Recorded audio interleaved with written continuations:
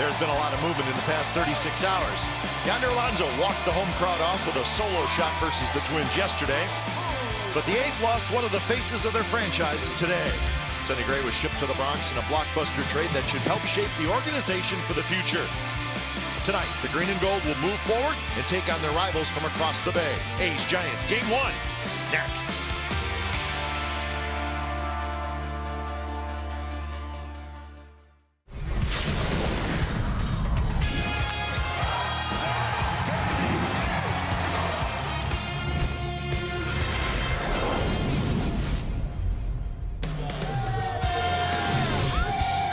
It's a big night of baseball here at the Coliseum. Game 1 of this 4-game Bay Bridge series. A huge crowd, well over 40,000 expected tonight. And it's going to be the hero from last night, Yonder Alonso and Paul Blackburn. They're going to take on the Cross Bay rival Giants. It's the A's and the Giants coming up on NBC Sports California, powered by Xfinity. Hi again, everybody. Welcome to Oakland A's Baseball. Along with Ray Fosse, I'm Glenn Kuiper. Well, before we get to the game at hand, about noon today, the word came down Sonny Gray had been traded to the Yankees. I guess it wasn't completely unexpected. There was a lot of rumors going on, and this is clearly a trade made for the future. Well, I think for the Athletics, as they've done the last couple of years, they make a trade at the trading deadline. This is what happened today. The 3 players the A's got from the New York Yankees, yes, probably expected. Sonny did not pitch yesterday, so he'll be in line to pitch for the New York Yankees. But we wish him well. But the A's, at this time, they figure probably in 2 years, they're looking at a new stadium. Where is the club going? They traded really their best piece, and it looks like they got a pretty good package. Paul Blackburn will be moved up a day. He was scheduled to pitch tomorrow, but still pitching on the normal day's rest. So we'll see how Paul Blackburn does against a Giants team that has really struggled offensively this year. Well, the one thing about Paul Blackburn that we have seen as he is making the start tonight against a team he's never faced, of course, grew up probably watching them, but the thing that Blackburn has done, he's changed speeds very effectively. He does not strike out a lot of batters, but he's around the plate. He throws strikes, puts the ball in play. You pitch to contact, you have a chance to win ball games, as he did against the Mariners in Seattle. So Blackburn will be opposed by the veteran right-hander Matt Cain. Matt Cain has not won a game since the middle of May. So that's your pitching matchup for Game 1 of this 4-game Bay Bridge series. Should be fun. Huge crowd on hand. They're filing in, and we're looking forward to it. Lineups and first pitch coming up.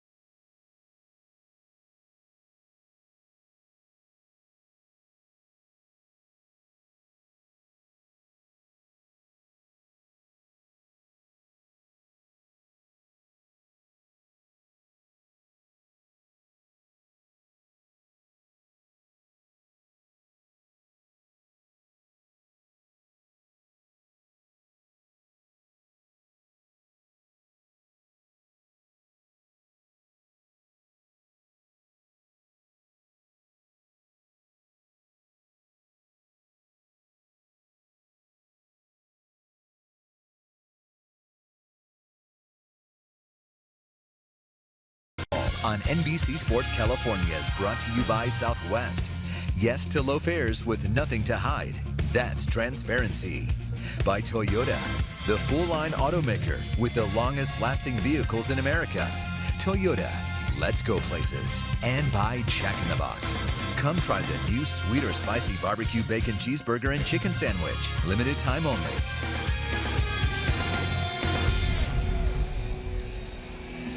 So Giants and A's set to square off the first of this 4-game, 2 home, 2 away for each team series.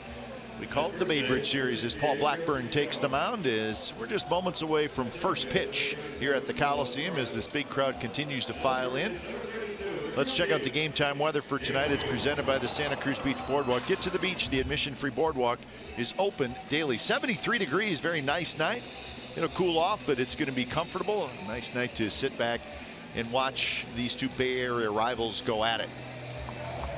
So let's take a look at the starting lineup for the Giants, brought to you by Southwest Airlines. And here it is. It starts with Denard Span. Span will be in center. Panic at second. Belt at first. Posey's going to DH. Crawford's the shortstop. Then Jay Huang is the third baseman. Carlos Moncrief, his first major league start. He's in right field. Nick Hundley will catch. Gorky Hernandez is at left. Paul Blackburn making the start tonight, his 6th start of his young career. And the good thing about Paul Blackburn in his 5 previous starts, twice he's gone in double figures in ground ball outs, a 12 and a 14 game, and they'd like to continue that. He's not going to strike out a lot of batters, but the one thing he will do is pitch to contact, hope the defense stays sharp, and whenever they do and he gets the ground ball outs, he gets quick outs. Defensively, the A's will have Chris Davis in left, Jacob Brugman in center, Matt Joyce in right, Matt Chapman, Marcus Semien on the left side of the infield, Jed Lowry and Yonder Alonso on the right side, and Bruce Maxwell is your catcher. So we're set for baseball as Denard Span steps in. Paul Blackburn, his 6th big league start.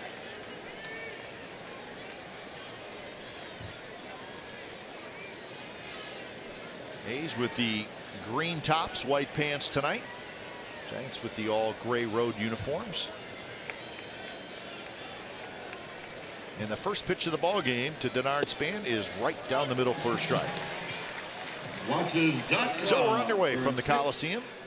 That's about the velocity you're going to get. The top for Paul Blackburn, 90 miles per hour. Right down the middle. Good start. Looked like Span was taken all the way. This one tapped over the mound. Semien charges. He's got it. Throws to first. 1 out. Umpires tonight. That's Paul Noward calling balls and strikes. Chris Scuccione's at first. Carlos Torres is at second, and the veteran Dana DeMuth is the crew chief over at third. So 1 away, and Joe Panic steps in. Second baseman, number 12, Joe Panic. So the A's coming off a series win over the Twins with walk-offs on Saturday night and Sunday. Giants the opposite. They had a tough series against the Dodgers down in Los Angeles, where the Dodgers swept them.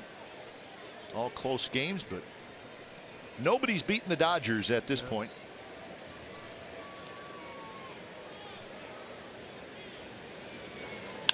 Panic. Lazy pop-up. Brugman coming in. He's there. He's got it. 2 away. First pitch strike to both Span and Panic. Next pitch fastball to inside. Jammed both of them. It's a good location on both pitches, and good start for Paul Blackburn. 2 outs on 4 pitches. Batting in the 3rd position, first baseman. So with 2 outs, Belt will hit. Brandon Belt, 237. 16 home runs, 47 RBIs.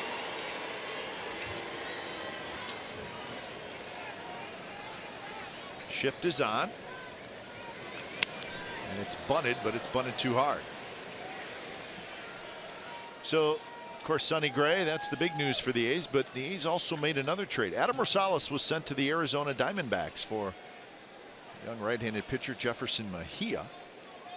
So we wish Adam Rosales the best of luck. Played in 71 games this year for the A's. Mejia is just 22 years old. So Rosie heads to Arizona, and he heads to a pennant race. Yes, he does, yeah. Diamondbacks are currently the #1 wild card team in the National League. So So Arizona has had some middle infield injuries as of late. So Adam Rosales has a chance to play a little bit there, at least for the time being. So well, everybody in the National League will have him back again. He started with Cincinnati, and of course every time he takes the field he's running nonstop. The Energizer Bunny never stops, and so we do wish him well. His wife Callie and he were walking out with the children yesterday after the game and got in their vehicle, headed out, and didn't know at the time that was going to be the last time at the Coliseum, although Gus downstairs said they've got a lot of boxes packed and with the equipment and bats, etc., ready to go to Arizona. And with the trade deadline now over, and of course the A's making the big Sonny Gray trade, David Forst, the A's general manager, is going to join us tonight in the third inning. So he'll come up and we'll go over the Sonny Gray trade with the Yankees. We'll look forward to hearing what David has to say about the three players that the A's got back for Sonny Gray. 3-2 the count to Belt.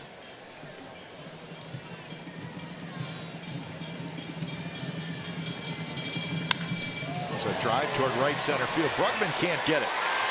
So it goes all the way to the wall, bounces off the Xfinity sign in deep right center field, and Belt has a 2-out double. So double number 25 for Belt. First pitch strike, and then with the 3-2, got the pitch to the outside part of the plate, and sounded like it went off the end of the bat, but that's not the case because it jumped off his bat into right center to the wall and had an easy double. And Brugman just could not cut it off. The pitch cast brought to you by Penn Fed Credit Union. And here's Posey, who's DHing tonight.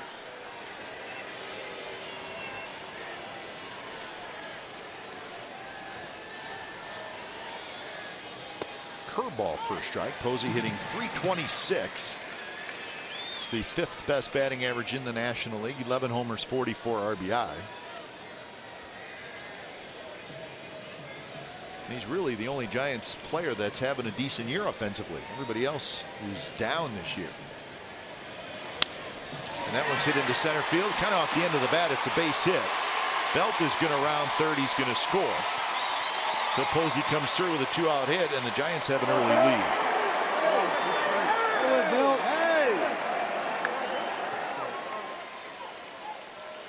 Four batters, four first pitch strikes, but all of a sudden after 4 pitches and 2 outs, he's got a double and a single, and there's the breaking ball. And Posey is having a great season and driving in runs, especially with 2 outs. That's number 45 on the season. And he may not be hitting a lot of home runs, but catching every day.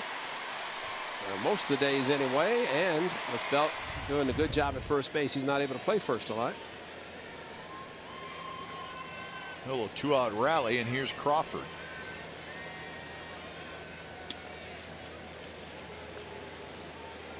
Crawford at .230. 9 homers, 53 RBI, so his batting average is way down. He had 20 doubles, 1 triple. Close pitch, just a touch outside. It's been a struggle this year for the Giants offense. 2nd fewest in the National League runs scored. Home runs, they just don't hit them a lot. In fact, they have not close to anybody as far as home runs hit. So that can be an issue. They won a World Series a couple years ago, last in the league in home runs, but I think you're sort of messing with fire a little bit. Bruce Bochy's had a trying season.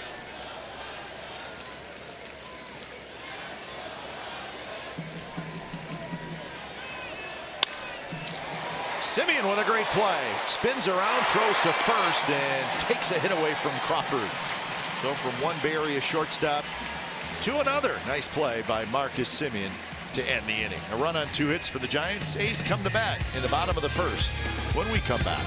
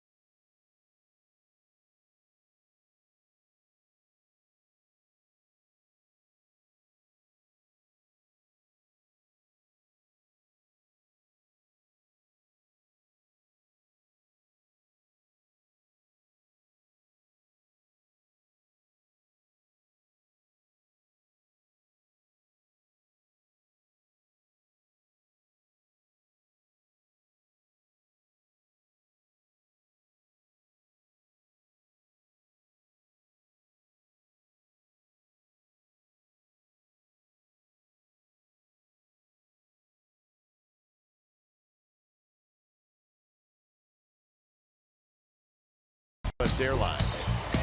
Matt Joyce to lead it off, then Simeon, Lowry, Davis, Alonso, Healy, Maxwell, Chapman, and Brugman. That's your A starting lineup for tonight. And it is Matt Cain. He had a perfect game, but struggling. Lost his last 8 decisions. As a result, a record of 3-9 starting tonight's game, making his 20th start. Been around for a long time and maybe well known. Perfect game, championship ball clubs, but also a pretty good golfer as he participates down in the Carmel Valley. Most pitchers are pretty good golfers, and I think Matt Cain fits that net perfect. We'll see what the A's can do against the struggling veteran right-hander Cain. Joyce steps in. First pitch is outside. There was a time when Cain threw 95 miles an hour. Those days are long gone.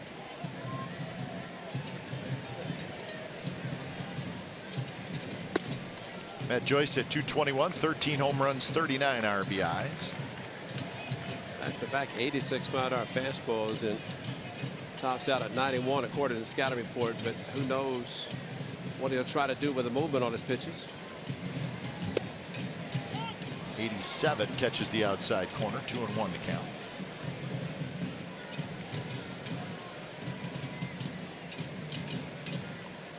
Simeon to follow, and then Lowry here in the bottom of the first. Not close. 3-1, 81 miles an hour. It's kind of tough to throw a fastball at 86 and change up at 81. That's not a very big differential. Not enough. No. And a leadoff walk. So a good start for the A's as Joyce gets the walk. Hernandez, Spann, and Moncrief in the outfield. Juan, Crawford, Panic, and Belt on the infield, and Hundley is your catcher. So with Posey DHing, Nick Hundley gets the start tonight. Here's Marcus Semien hitting .228, 3 home runs, 11 RBIs. First pitch eased in their first strike at 89 miles an hour.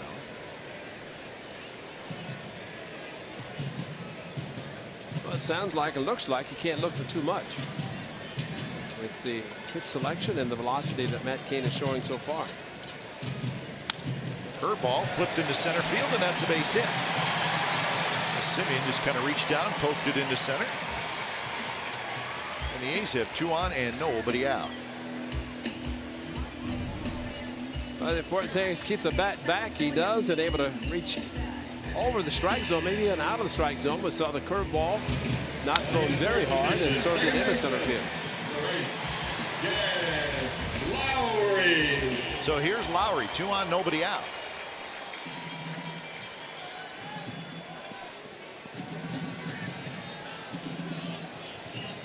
Lowry at 265 with 10 home runs and 34 runs batted in.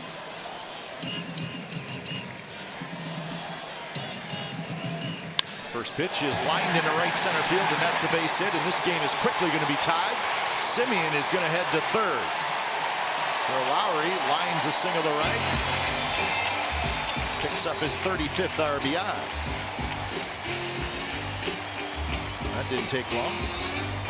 Darren Bush, A's hitting coach, of course, the scouting report as always, and at 88, and probably saying to the guys in their advanced report, do not look for too much. And if you're a hitter in this lineup and you're paying attention, you're seeing the velocity. If you go to the plate looking for too much, it looks like Jed Lowry sat back, and Matt Joyce read it perfectly. Steve Scarsoni saw where the ball was hit, able to send Joyce to tie the game in the first 3 batters. Here's Chris Davis. First pitch is changeup on the inside corner. So Matt Cain has not won since May 15th. He's 0-8 with a 6.48 ERA in his last 12 starts. This is a different Matt Cain than we used to know. Gosh, yes. And he was actually taken out of the rotation right around the All-Star break, but as soon as he was taken out, Johnny Cueto got the blisters, more than one blister, and they put Cueto on the DL, and Matt Cain went right back into the rotation, so he really didn't even miss a start. But Cueto is scheduled to come back next week sometime. This could be the last start for Matt Cain.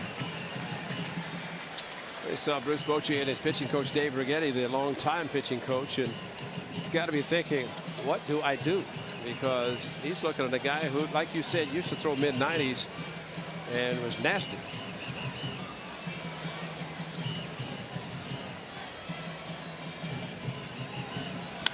Davis, a line drive toward left field. Gorkis Hernandez makes a nice running catch. It's going to be a sacrifice fly as Simeon hustles home. So another loud, some more loud contact made. This time it's a line drive sacrifice fly. Yeah, and Alonso, the best part about what he did yesterday, of course, this was the home run in the 12th inning, the walk-off on a change-up. But the best thing where he said, come on, guys, it's been a hot day. Go ahead and dump it on me right now so I can cool off. And cool them off a little bit at home plate. They're the pies they were waiting for, and they're the containers, and he said, thank you, it's too hot out here. But he stayed with us, which is very kind of him. So Alonso, that was his 22nd home run. The first pitch is outside.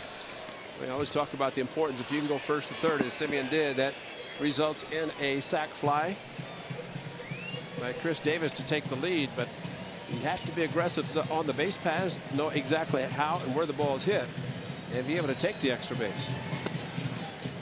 Curveball snaps in there first, right? So for the A's, 7 walk-off home runs this year. That's the most in the majors.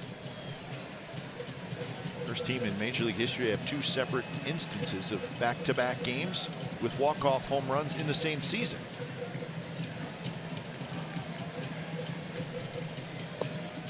A little bit low, 2-1. Alonso is really the only hitter who has faced Cain really any amount of at-bats that's really worth looking at. He's 2 for 13, but again, he was facing Matt Cain 3-4 years ago. And now it's 3-1. And you can have a scouting report of yourself on a pitcher, but then you realize, as he was with the Padres and facing him, a much different pitcher.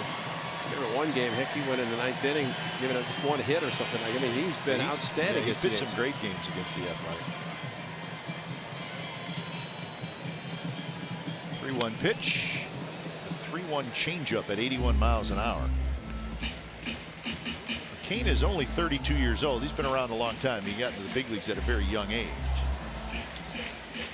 He's finishing up a very, very long, lucrative contract. He'll be a free agent at the end of this year.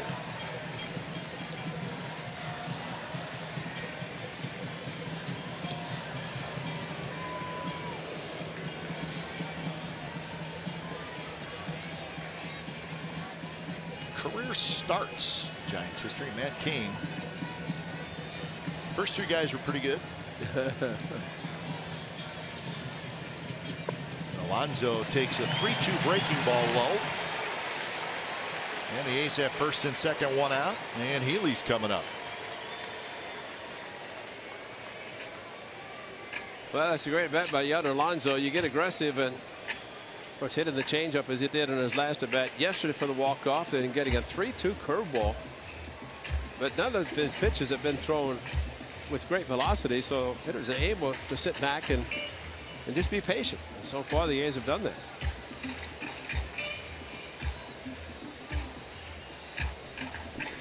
Well, I mean, quite frankly, Ray, in watching Matt Cain in the first inning, I think in the 6th position. you kind of see why he hasn't won since the 15th of May. Yeah. I mean, there's not a lot coming up there. Yeah, that's true. The only way he could win if his club scored him a lot of runs, and that seems to be a impossibility. They're not scoring a lot of runs for anybody. Just one of those seasons. So here's Healy. So the A's really trying to put together a big first inning. They have a chance to do that against a struggling starter. The first pitch is inside, 87 miles an hour.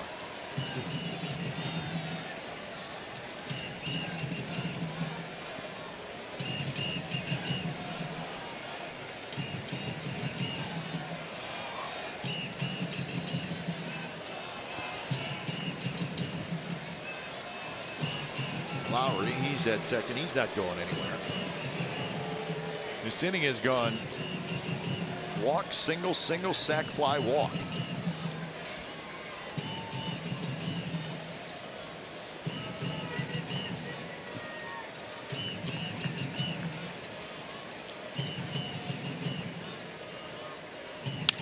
Healy with a line drive, and it's caught and then dropped by Huang, but he dropped it when he was making the exchange from glove hand to throwing hand, so it's a line out.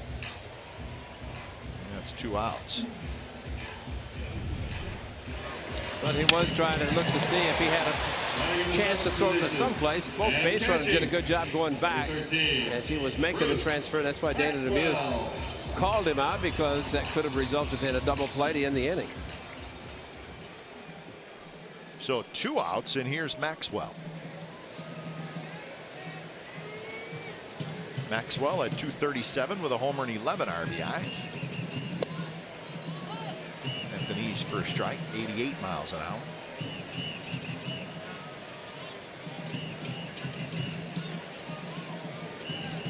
Maxwell struggling some, 4 hits in his last 34 at bats.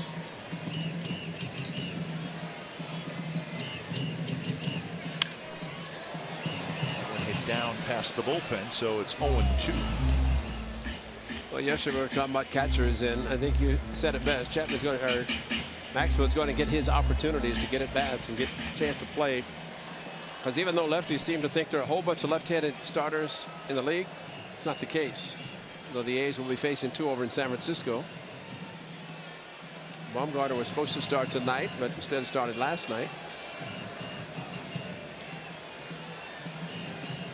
0-2 pitch is blocked by Hundley.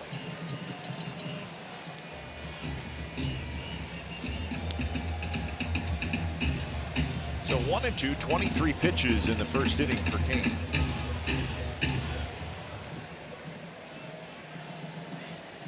So folks just getting settled in, and already got 3 runs scored.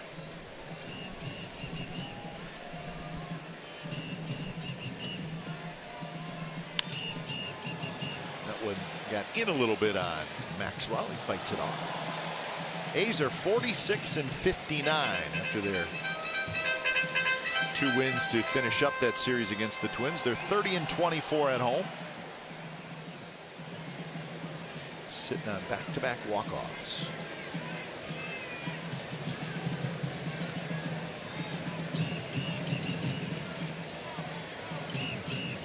Another 1-2 pitch. Foul back to the screen. A's trying to turn the tide a little bit in interleague play. They're 3-10 against the National League so far. So they got these 4 games against the Giants and then 3 against the Phillies at the end of the year.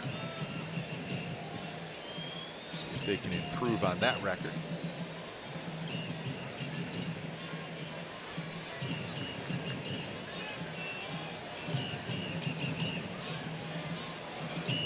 Two pitch, not close. 2-2.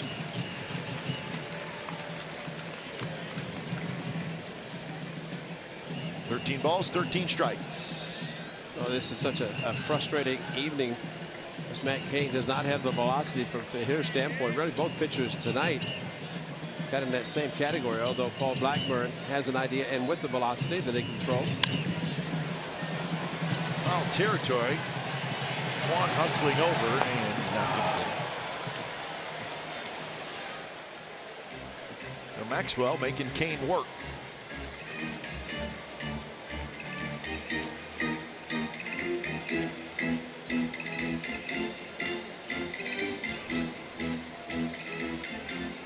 Matt Chapman gets a chance to hit here in the bottom of the first.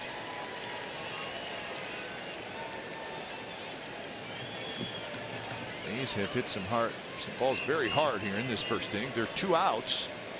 They've both been line drives.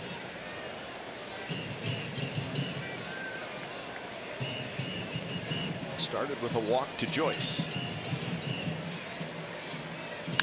2-2 pitch is popped up. Crawford backpedals, and then Span takes over, and Span grabs it side, retired. So the A's grab the lead as they get 2 back. So it's A's 2, Giants 1 after 1.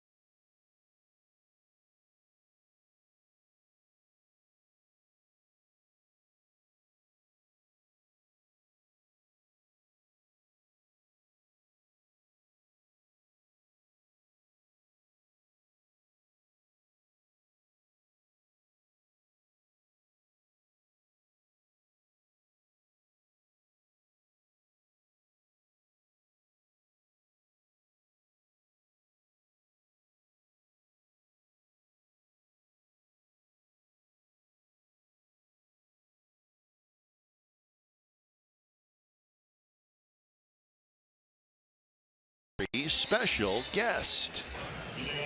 Hey guys, in the suites with two-time NBA world champion and also your second time throwing out the first ceremonial pitch, Warriors Klay Thompson. How you doing?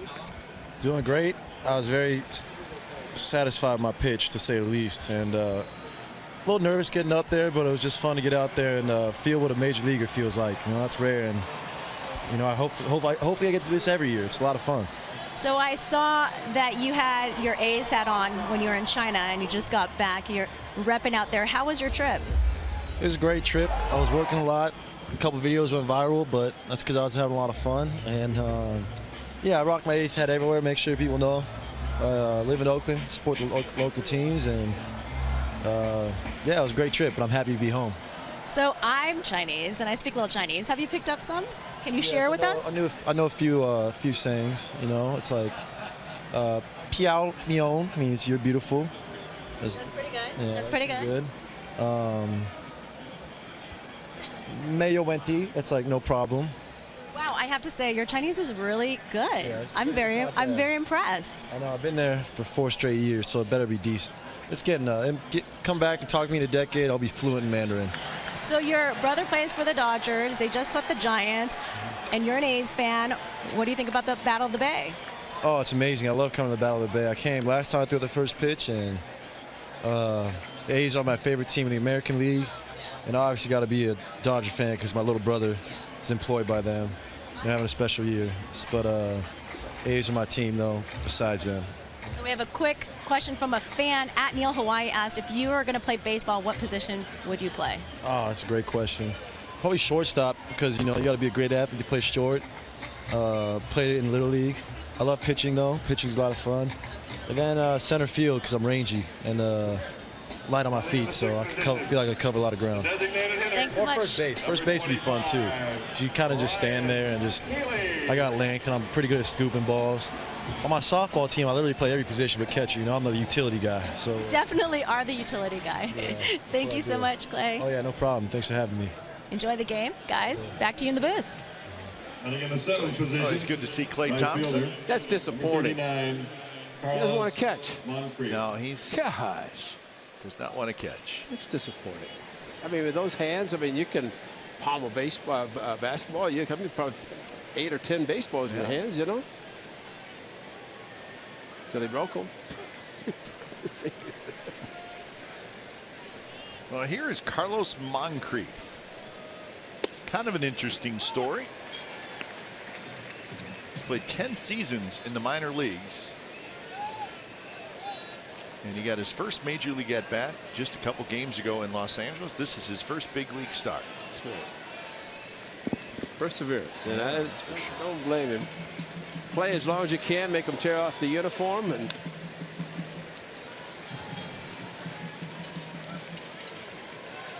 let's check out Klay Thompson's first pitch again. We'll break it down a little bit. Yeah, he's played baseball before. that's follow through. Yes. Marcus Semien, not surprised he was catching the first pitch. He's good friends with Trace, Clay's brother. They were in the White Sox organization together.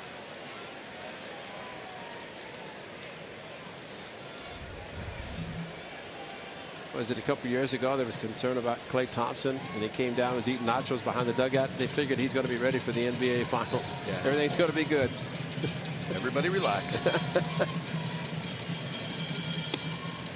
1-2 the count. Klay Thompson, still a young player, but already a couple of titles. He's been an all-star 3 times. He's terrific. The three-point play is the amazing one between he and Steph Curry. How many three-pointers they make between them. And he's the champion in 16, and it seems like every time Steph Curry shoots, it's a three-pointer. Yeah, it's good if you have one guy like that on your team. Warriors have 3, maybe more. I'm probably missing somebody. Well, we've seen Klay Thompson throw out the first pitch, but Steph Curry in the booth a couple of years ago, which was pretty nice. 2-2 pitch, a little pop-up. Chapman, foul territory. He's got it. So 2 away here in the second inning. Blackburn trying to have a shutdown inning. But he got a reprieve, gave up a 2-out, actually a 2-out double and a 2-out single, but then seeing his club come back and score 2 in the bottom half, so he's back to normal, actually ahead in the game, which is good. He's been pitching very good baseball for the A's. He got a strikeout, 1, but bottom line, he is more of a pitch to contact and let the defense do the work. So here's Nick Hundley. First pitch in, first strike. Hundley 258, 4 home runs, 17 RBIs, veteran backup catcher.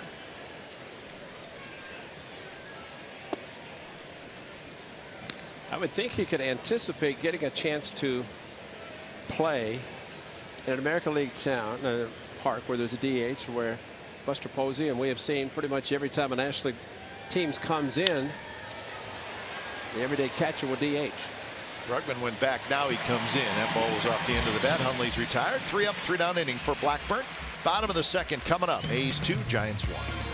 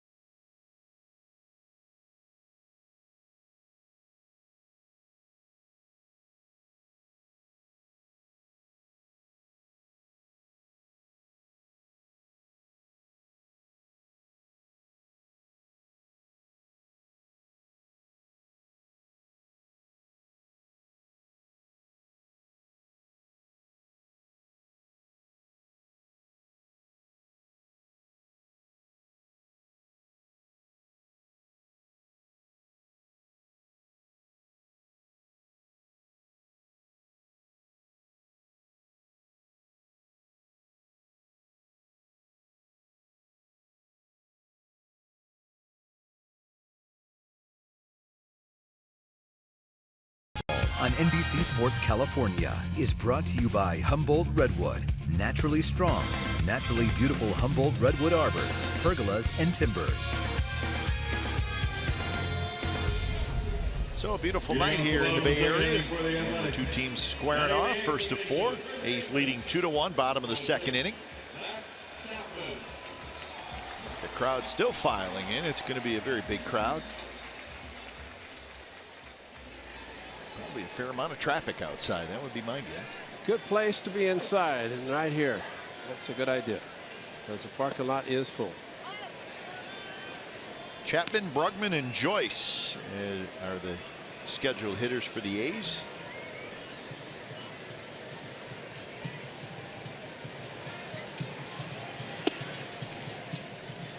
Matt Chapman was 4 for 13 in that series over the weekend against the Twins with a homer, a double, 3 RBIs.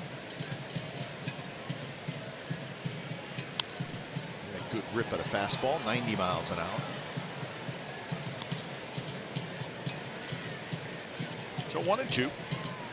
The A's hit a lot of balls hard in that first inning when they got the 2 runs.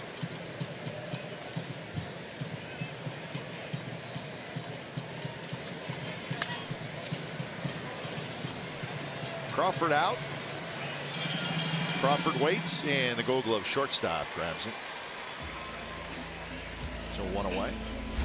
The reason the A's were able to go into extra innings and have a walk-off was because of this. Cut fastball, and Presley gave it up, and Rosario misplayed it. 2-run score, tied the game. And Matt Chapman and R.J. Davis, an outstanding base hit to right field. After having a walk-off on Saturday, Matt Chapman tied it with a huge double. It's Chad Pinder sitting on the out in front. He was activated. Good to see him. That's right. Pinder's here. Yeah. Michael Brady was brought up as well, with Rosales gone and Sonny Gray being traded.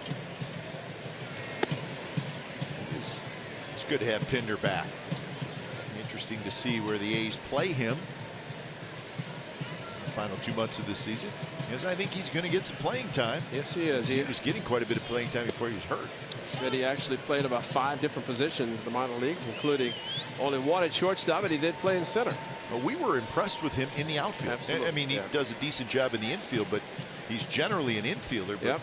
when the A's put him in the outfield, he actually looked pretty good. Right back at Kane, he picks it up, fires to first. Brugman's retired. So that ball was ticketed for center field, but it got a pretty good chunk of Kane. Now batting right fielder. Well, you have to be a fielder, and that's why a lot of guys would take that ball as a pitcher and field it cleanly. Matt Cain had to use his body to knock it down. Got him on the right side, right hip maybe, but able to keep it close enough to be able to throw out Brugman. So he's now retired 4 in a row. There's Matt Joyce. Matt Joyce got the first inning started with a walk. And he then scored. A little bit outside with the changeup.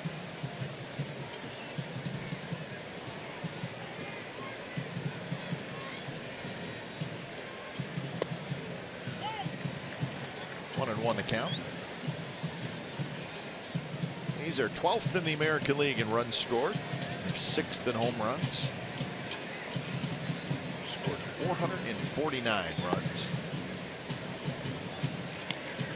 Giants are tied for the second fewest runs in the National League. They've scored 415.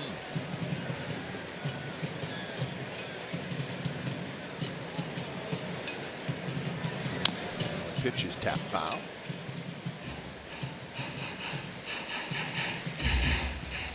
Next inning, chat with the A's general manager David Forst, who's been a busy man. Pulled off the big trade today, Sonny Gray to the Yankees, and we're going to find out all about the 3 guys the A's got back. We know what they gave up, and it was a lot. But we want to know more about these 3 players, 3 young players they got from the Yankees. So we'll check in with David next inning. With the shift on, Matt Joyce just shoots it the other way. Probably unintentionally, but he got the job done, and he'll take it. Seeing some of the A's players, this ball out of the strike zone, but he got up on top because he recognized it, and considered the velocity is not that great, is able to get on top and hit it against the shift.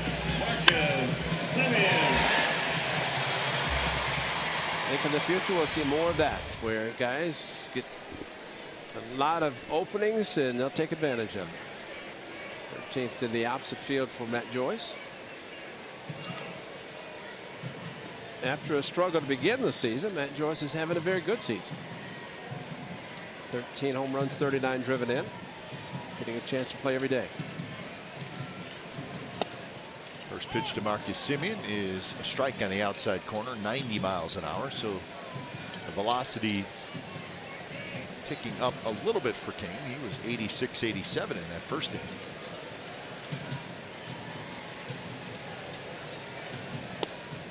Inside corner, and it's 0-2.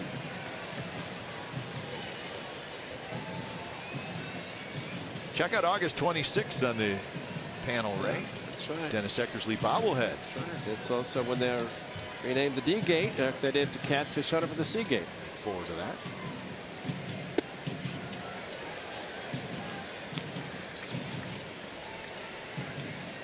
.45 pitches so far from Matt Cain.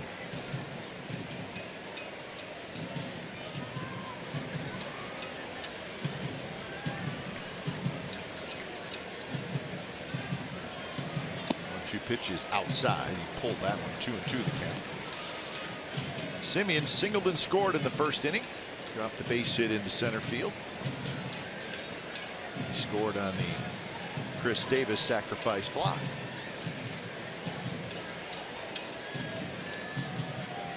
Well, one thing the Both teams will not have to worry so much about in these first 2 games, and that's removing a pitcher because of being behind. Wednesday and Thursday nationally, Park's a little bit different. What if Bumgarner's going to DH one of these games? Not tonight, maybe tomorrow, who knows? Hit in the air to right field.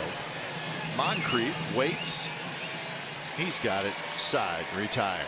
So to Championship Plaza, they're sporting the 1989 A's World Series trophy. We like it.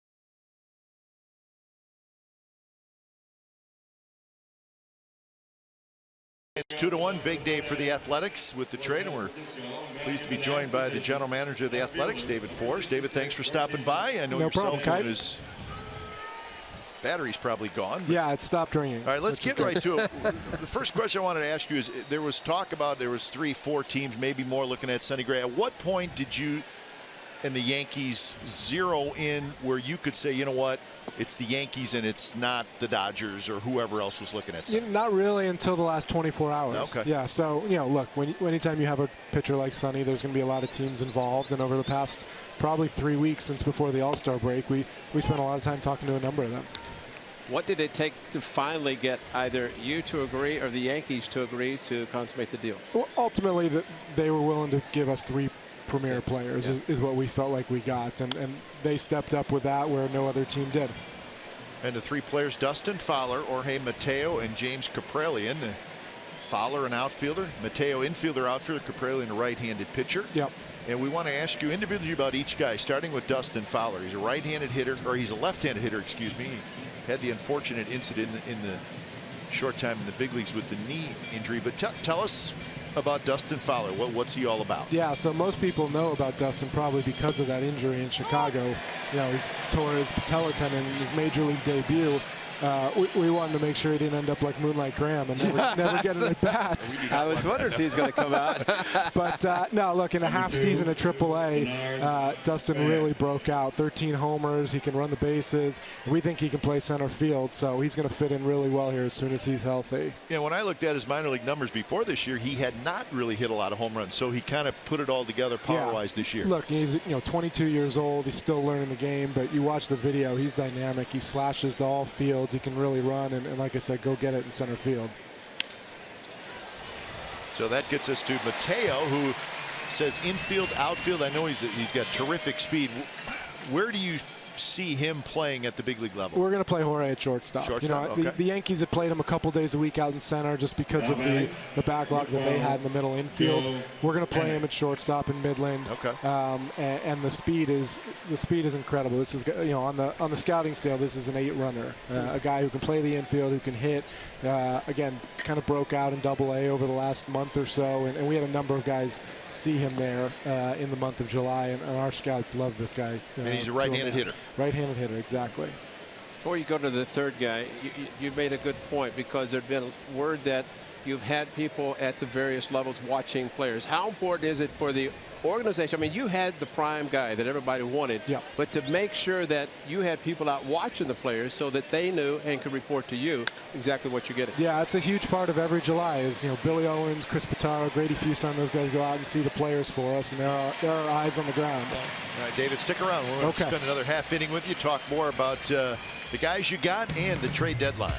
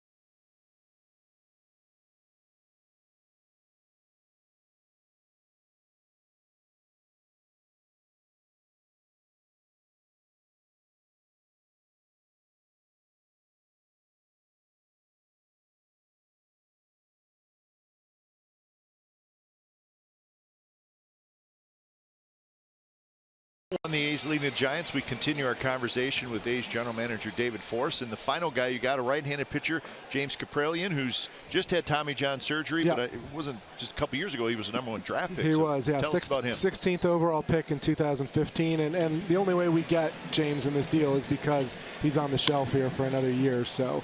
But a guy we liked a lot out of the draft.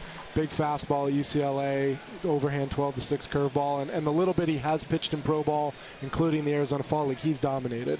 Again, you talk about our scouts. Some of our guys saw this guy in the Fall League last year in October, and he was dominant. So, the other thing about James is Gil Patterson, our pitching coordinator, was with the Yankees in 2015 when they drafted him, and he loved Cap. So that's a nice advantage we have that Gil knew him. So with the injury, you just got to be patient with it. Exactly. Yeah, and look, we have time to be patient. We have a young group. Yeah. We have a plan here for young players, and the nice thing about Fowler coming back next year, Kaprielian at some point next year, is we have time to let these guys develop. Let's go beyond now. The trading deadline is over, effective today. Yep. But the waiver, kind of explain what happens or what can happen in the last couple of months, August and September, with regard to the waiver deal versus basically a non-waiver which occurred today. Yeah, so anyone can be traded up until today without having to be exposed to waivers. Starting tomorrow, if you want to trade someone, you first have to expose them to waivers, where any team has a chance to put in a claim.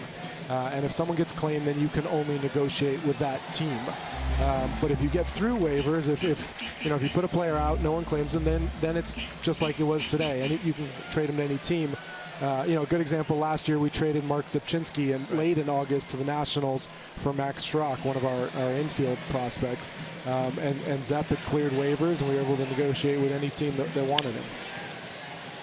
One final question on the three guys. Of course, Fowler, you talked about the injury. Where do you project him, and when do you project him to be ready? Will he be ready to go in spring training? I know that's a little ways ahead, but yeah, I think we're cautiously optimistic he'll be ready for spring training. He's actually going to fly here tomorrow. Our medical staff will get a chance to take a look at him and hopefully have him do the rest of his rehab here during the season. But we do think it's kind of a an unusual injury for a baseball player. It's something you see in football with running backs, but the time frame is probably somewhere 7 or 8 months, which puts him right in February and right at the beginning of spring training. So we're optimistic he's going to be ready to go. Now, you just brought up the word medical. Yeah. How do you deal, or how do you handle? I mean, obviously you got 2 players that are on the disabled list or injured. Yeah. But generally speaking, and something like, how do you handle the medical? As far as, is there a time frame where you can say based on clearing medically, or I mean, how, for example, with the Yankees and Sonny Gray? Yeah. I mean, he right now is healthy, and will they look at him, or how does that all? Yeah. So factor in? the logistics are such that you agree to the deal, and then the medical files are exchanged. Okay. And I don't know if you saw Nick Paparesta today, but he sent me an email around 2:45 in the morning last night. So he was up late going through files, up early again this morning because Dr. Workman needed to speak with the doctor who did Dustin's surgery. So, yeah, once you agree to the players, the medical guys take over and they look through everything. David, Ray and I talked about this yesterday. Tell us if we're right or wrong in this. Okay. I wrote down all the trades that were made today. LaCroix and Beckham were the only 2 position players. All the rest were pitchers. Yeah. And the only starter was Liriano, and he's going to pitch out of the bullpen. Is that sort of the way things are going, where there's much more emphasis now on relief pitchers, or is that just kind of a coincidence this year? I think as you look at how the postseason's played out the last couple of years, those teams that are in contention, looking to augment their current roster, I think everybody has seen how important those bullpens are in the postseason, and that you really, other than the Kershaws of the world, you don't see starters going more than 5 or, at the most 6 innings, and you got to be able to get those last 9, 10, 11 outs in a postseason game. So you look at what the Dodgers did, trading for 2 left-handed relievers today. They know they're going to have to close out games once they get to October. Well, we laughed too, Ray. Remember yesterday, you look at the difference makers out there, and we both thought whoever gets Zach Britton, that may be the biggest difference maker of all as far as pitchers goes, and nobody got him. Yeah, so I mean, obviously Baltimore didn't get the deal they were looking for, but yeah, those are the kind of guys that change hands on July 31st, and you see them pitching deep into October. Now, what happens after you get a good night's sleep tonight and resume tomorrow? I mean, how does it kind of work for you as a general manager beyond today after you do get some? Well, look, we've got 2 months left of games to play here, and I'm talking about moves, man. I hear you. Look, we're focused on this team now, and making sure we get opportunities for the players who are here, making sure that we're still developing. I am going to go out and see some of our minor league teams now, and check in on everybody on the farm. Some of the new guys that we got, I'll get to see, but but the focus still remains on winning games and managing this club. What about Barreto? Do you just want to leave him down there and let him make sure he gets all of his bats, or do you think that he may get a chance to come back up? I think we'll see Franklin again at some point. I mean, look, it was great. He got those 2 weeks here. He got some at bats. The walk-off homer was a great experience, but he's back playing regularly now, and it'll be good for him to get rolling and hopefully get back up here at some point, maybe in September. Unfortunately, Alonso walked, and we can continue this conversation. But you brought up a point. You said in your conversation about developing fans. How important is it for the fans to realize what your plan is for this organization going forward? I think the fans recognize what we're doing. And Billy, once we made the Doolittle and Madsen trades, Billy was very clear about the direction here. And even with the trade today with Sonny, I mean, Sonny was a great player for the A's. Where we are in our cycle, we need a lot of great players, and we think we traded for 3 guys today who have a chance to be that, on top of the players who are, who are already here. The Matt Chapmans and Franklin Barrettos, but AJ Puck and those guys all the way down on the farm. These are all guys we think we can build on. It's funny, it's so easy to talk about Chapman, and we saw Barreto, and you forget about Ryan Healy, who's a middle-of-the-order hitter in just his 2nd year in the big leagues. And who's been here just over a calendar year and hit homers, and still developing himself, still making adjustments. You've seen Ryan go through tough stretches, and he's got to adjust to how pitchers are pitching to him. And the amazing thing, he's got the calendar year, yet Chapman and some of these young players are seeing pitchers for the first time, yet excelling, and you can only figure they're going to get better. And the reason I said about the fans, because I'm sure their fans still saying, well, there you go again. You have a good player and you're trading. But like you said and what Billy said, the focus is on the future of this ball club and developing young players, and probably hope that in the future those young players you're developing will be staying versus being traded. And that's the model. You know, with the ballpark in sight, hopefully the model is you keep these guys here. Healy with a hard hit ball into left field. How much does it play into the fact that these young, and talking to Chapman, he says, you know, we've played together at the minor league level. They have come up through the system and played together. They want to play together and be together. How much does that help as you're going forward with the team and the young players knowing that they believe they can win because they've already done it at the minor league level? Yeah, it's critical. I mean, there's a group that won a Cal League title and a Texas League title. You know, Chad Pinder, Healy, Maxwell was in that group. Chapman came a little bit behind them. Olson's obviously part of it. So yeah, winning in the minor leagues is something we've always felt like was important. If for nothing else, these guys get to enjoy being around each other. And once they get here, hopefully it rubs off. You mentioned Chad Pinder, and we showed him. He's back from the disabled list, and we were impressed with him really wherever he played. And of course, he's got the power. We see them.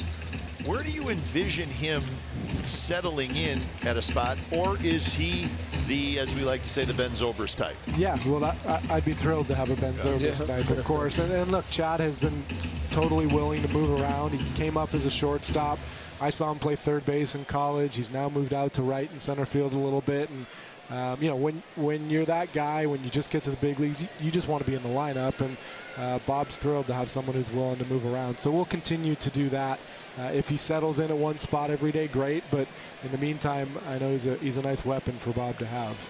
You know, the basic thing, talking to him today, he said, I would like to be that type of player. That's pretty neat because he is capable. And Skype and I looked and watched him play in the outfield. Very impressive there. Infield, strong arm, the power, hitting the ball up when nobody hits them. And so it's a nice package to have, and especially someone who's willing, instead of being saying, give me one position, to be able to play different positions and get his at-bats. I think Ben Zobrist proved you can make a lot of money in this game doing that. So that's probably part of the motivation. That's exactly right. What do you think about this crowd? This is great. It's fun to see this place full, especially with the upper deck. A lot of enthusiasm for this, this series. So it's always fun to sit out here when the crowd is great. Lofted in the air. Hernandez backs up. And he's got it. Get some rest. David, thanks for joining us. Good job today. We appreciate it. Thank you, David. Outstanding. Congratulations, A's General Manager David Forrest. He pulled off the Sonny Gray deal. 2-1 A's lead after 3.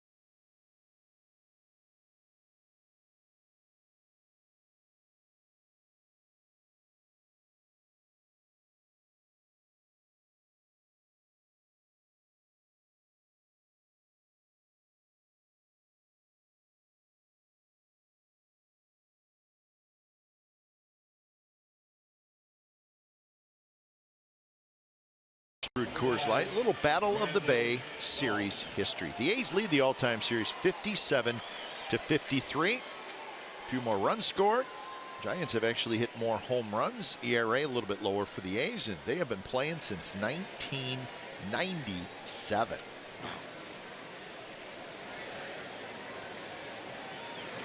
A's are 33-22 against the Giants here at the Coliseum. And in the last 7 years, the A's are 13-5 in this ballpark. So they have played well. That one's hit well to left center field. Chris Davis going back near the wall, and Davis on the warning track makes the catch. And Belt hit that pretty well, but not well enough. So one away. Chris Davis known for 28 home runs, but how about some defense? The wall held up as he crashed into the wall. That's one play, and he made to the side on the sidewall. Outstanding sliding, bracing himself. So great defensive plays by Chris Davis yesterday. Got the uniform dirty, and it all paid off for some outstanding plays. Posey with a line drive, and that's a base hit. Buster Posey is 2 for 2. So that is the third hit for the Giants. The A's have 5. First pitch hitting, jumped on a fastball, guessing correctly. Posey seeing a hanging slider, perhaps thinking he's going to come in with a fastball. He did, and got it. He wanted a quick 1-2-3 inning. Now he's got to run on first with just 1 out.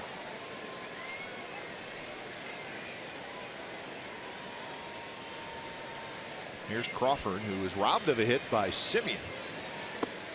First pitch away to Crawford.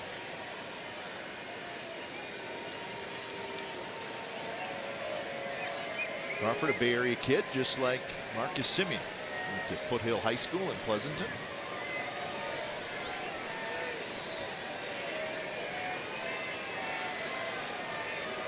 So lots of trades today.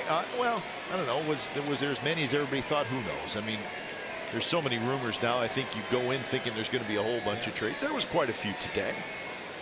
That's the amazing thing when the Rangers said Yu Darvish is available, and of course, as a starting pitcher, free agent, Dodgers got it. Got him right at the end. Yeah. In fact, it wasn't announced till after the 1 o'clock deadline.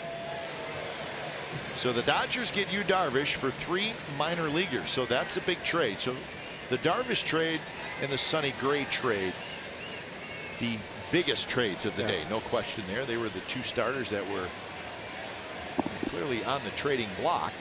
So Darvish, who will be a free agent at the end of the year, goes to the Dodgers. The Dodgers also got Tony Watson, a good left-handed reliever from the Pirates, and Tony Cingrani, a left-handed reliever from the Reds.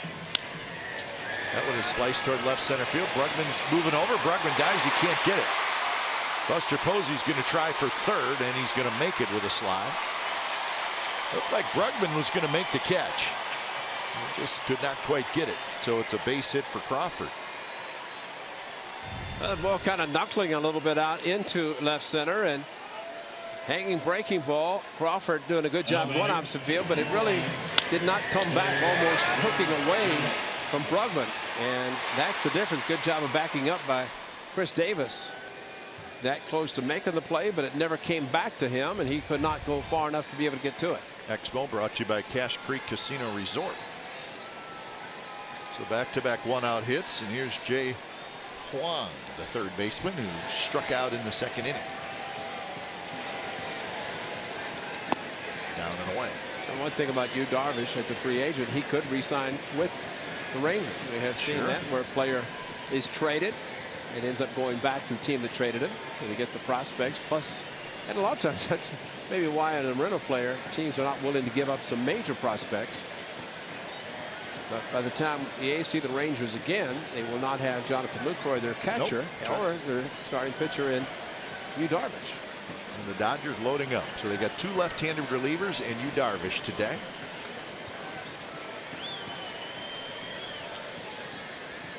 One and 0 to Huang. Ray mentioned Jonathan Lucroy goes to Colorado. So the Rockies get a pretty good catcher, although Lucroy not having a great year. He's struggling.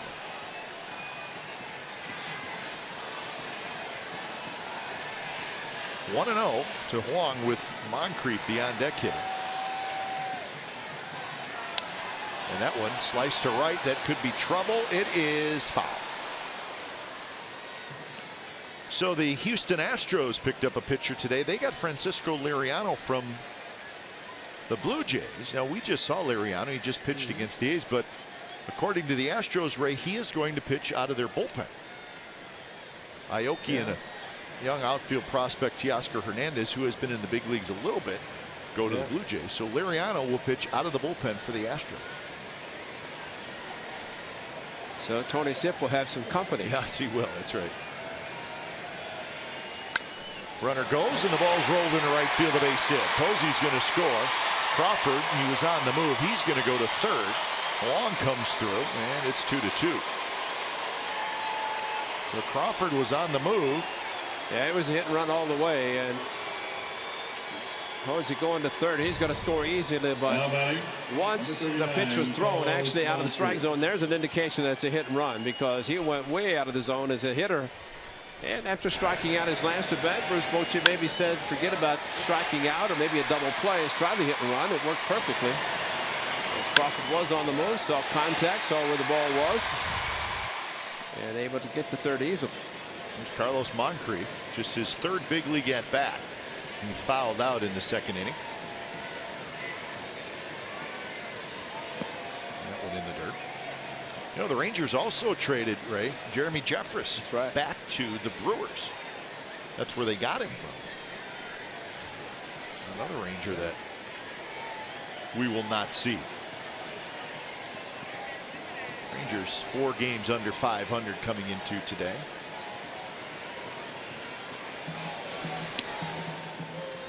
I think David Forrest, and we've talked about it, does not mean it's over, that something can happen to a player injury wise, and all of a sudden the team might be in need of getting a player.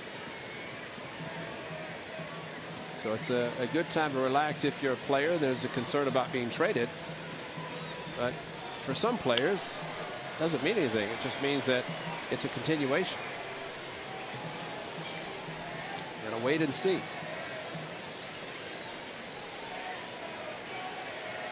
1-1 the count. So 3 straight hits for the Giants here in the 4th inning.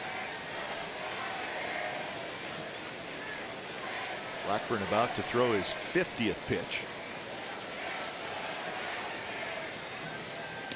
Keeping a close eye on Long over at first.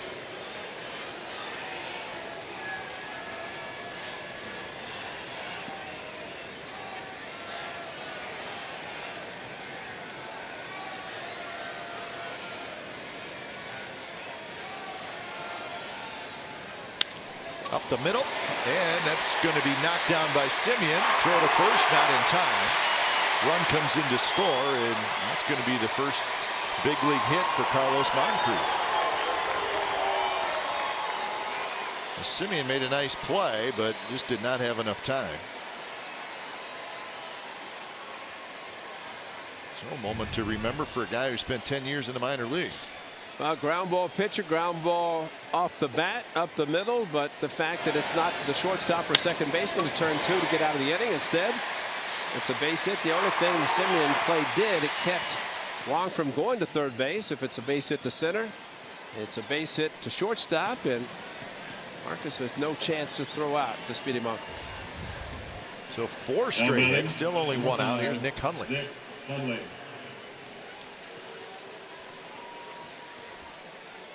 Hundley hit a fly ball to center field to end the second inning.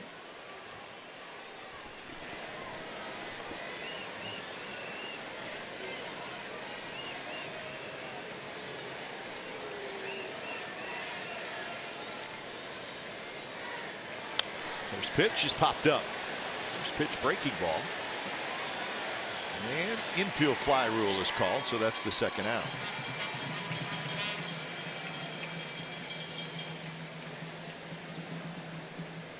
So Hundley's retired, and here is Gorkys Hernandez. Now batting, number 66. So it's amazing. And just thinking of the conversation with David Forrest, I appreciate him taking the time after really getting no sleep last night. But he talked about the acquisition of a couple players. and he talked about the positions they're going to play, which I always think about the players who are playing those current positions. You know, and you start thinking, okay, they got him to play short, and they got him to play center. Well, for Marcus Semien and Jacob Brugman, a couple of guys right now playing in those positions, you know, it's going to take some time, but in Fowler's case, who knows? I mean, if his injury and he's able to recover from that as quickly as they anticipate. Let's hope so. Yeah, and it could be interesting as far as where he's going to play. And it's more, I think, when a player is traded, or you trade a player to acquire players versus signing a player out of high school or college at a certain position. You know it's going to take some time for him to develop. Sure. But in a trade, it may be totally different. Fowler's 22 years old. Mateo's 22. Caprillion is 23. So they're not teenagers, but sounds like Fowler is the closest to the big leagues, and he's already been in the big leagues. Unfortunately, it was a very, very short time.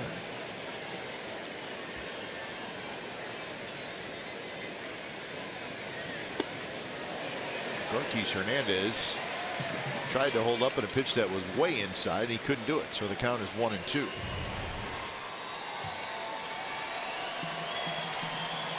You see the home plate umpire, Paul Nauert, deferred to Escuccioni on one that was so obvious, but yet he said, check swing, I'll go to first base. And you like to see umpires do that, regardless.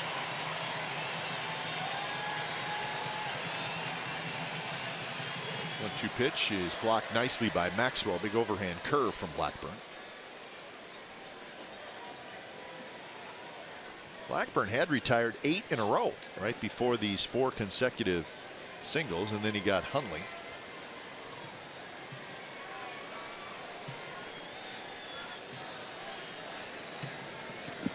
So trying to hold it right here. The Giants have scored twice.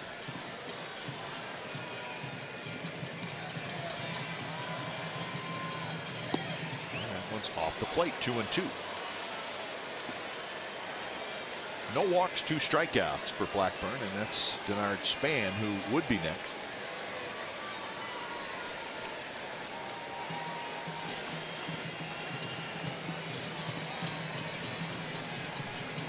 So 3-2, 2 outs. Runners take off, and the ball's grounded right to Lowry. Lowry has it on the first side, retired. So 2 runs on 4 hits for the Giants. We're headed to the bottom of the 4th. 3-2 San Francisco.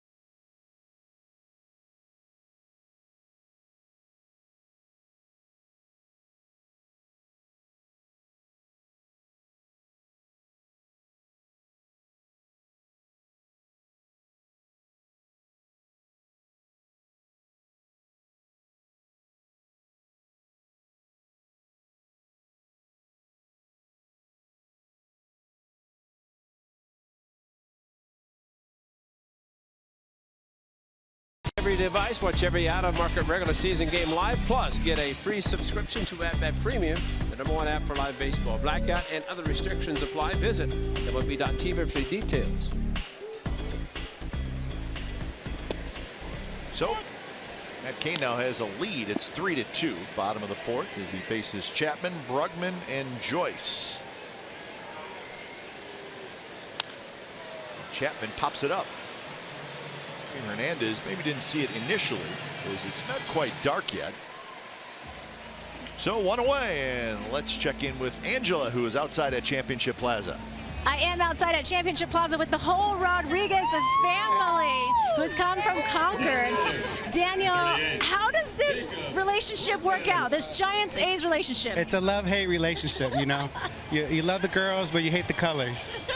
And the girls are all wearing athletics swag. Yeah. Chelly, tell me who, the third one must be an A's fan coming in November, right? Oh, definitely A's fan all the way. I've been an A's fan since I could remember. My girls, they have to represent, you know. We love the A's, but, you know, I love him too. It's okay, you know. I'll try to help him transition slowly, hopefully. But going to be at the whole series? Maybe Wednesday. We'll try to go out to San Francisco. Share, half-half. Bipartisan. Yes. Bipartisan Yes. out here, Yes. Championship Plaza. Yes. Guys, back to you in the booth. Go Enjoy the Giants. games. Go A's! Woo! Well, they're managing to make it work, Ray. Yeah. Good for them. See a lot of that. I always say we're fortunate to have two baseball teams in our area. The schedule makers should make one team home, one on the road at the same time, not both on the road or both at home at the same time. Give everybody a chance. If they want to watch 6 months of baseball every day, they got to have a chance to do it.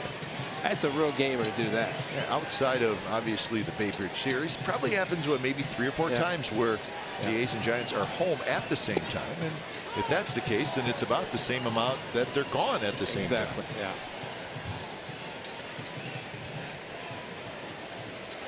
Mickey Morbillo does his best to make sure that does not happen and try to get the best travel for the players. 2-1 to Matt Joyce. Joyce has walked and scored and singled. Brugman's infield hit the 6th hit for the A's, so both teams now with 6 hits. Matt Cain has walked 3. He has not struck anybody out.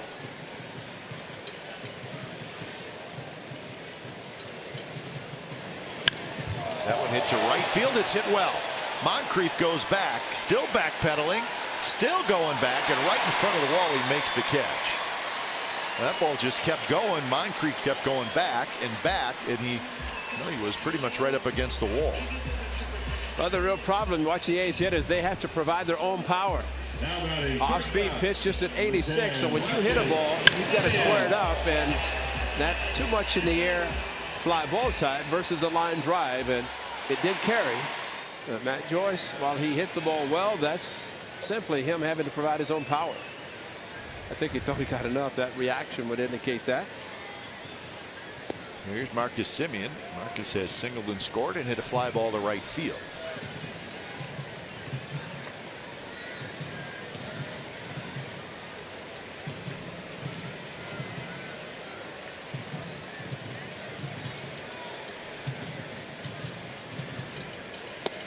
Be a night game tomorrow. Pretty good pitching matchup tomorrow. Sean Manaea and Jeff Samardzija. And then over to San Francisco on Wednesday, Gossett and Moore. And on Thursday, Kendall Graveman and Ty Block. So all night games. And the A's will then, after the night game on Thursday, they'll travel to Anaheim. There's Jeff Samardzija and A for a short time. Couple of months.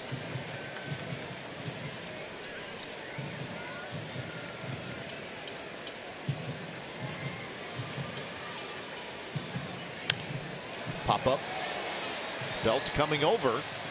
He's going to have just enough room, and he faded right at the end, and the ball drops. He had a chance to catch it, but as he got very close to the steps, he just kind of shied away a little bit. Well, the players are standing up. You know, you go to the edge, so you allow the player to go in, at least brace him. But they just kind of stood up, fans maybe, but hindsight, he might have gone into a slide to stop himself, try to catch the ball. A lot of foul territory. So a little bit of a break for Marcus Semien. In fact, you know, with Sonny Gray being traded to the Yankees, no facial hair allowed, so he had to shave for that. But it also meant that the little deal with all the starting pitchers, it's over too. Fortunately. So what are we going to do? So Daniel Gossett has said, thankfully, you shave that stuff off. What are we going to talk about? Because I think they were all just waiting for it to happen. And there's Manaea and Gossett. Look how clean shaven. They just cannot believe it's back to normal. But some of the beards were not impressive. Hernandez hustling back, still going back, and he makes the catch. Side retired, so the A's get a hit and a runner left, and we're headed to the 5th. Giants 3, A's 2.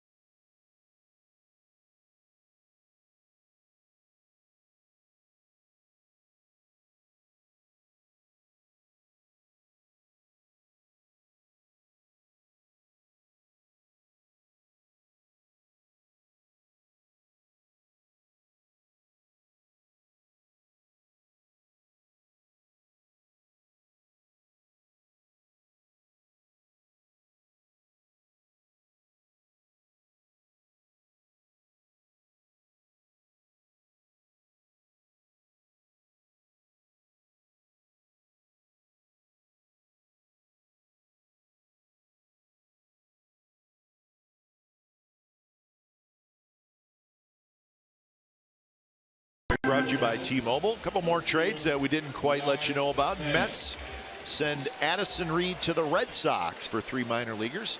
The Twins send their closer Brandon Kinsler, who we just saw, to the Nationals. And Lucroy to the Rockies. Joe Smith goes from Toronto to Cleveland. And we mentioned that Jeremy Jeffress goes back to Milwaukee. So a few interesting names there. Red Sox get Addison Reed. Indians get Joe Smith. And Brandon Kinsler goes to the Twins. Or, excuse me, Brandon Kinsler goes to the Nationals. You think about it, remember about a month ago, we were like, Nationals bullpen, they need a lot of help. Right. They got it. And they went out and got it. They got Doolittle, Madsen, and Kinsler.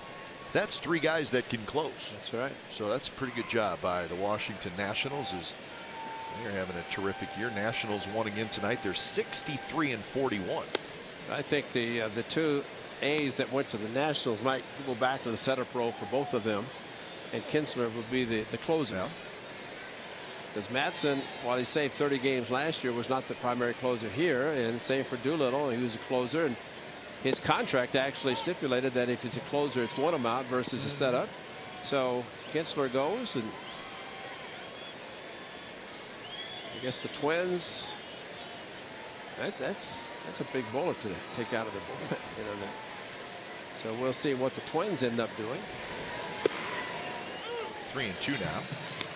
The Cubs also got some relief help. They got Justin Wilson and Alex Avila from the Tigers. Avila, the catcher, of course. Wilson, a pretty good left-handed reliever. So the Cubs were looking for a left-hander, and they got one, and they got a good backup catcher. The Cubbies have a pretty good chance to get back to postseason. They added today. 3-2 pitch. Right to Chris Davis. Denard Span 0 for 3. So essentially, Avila traded his son Alex Avila to the Cubs. Now batting, He acquired him. 12, Of course, he was with the White Sox Joe last year. Alex Avila was.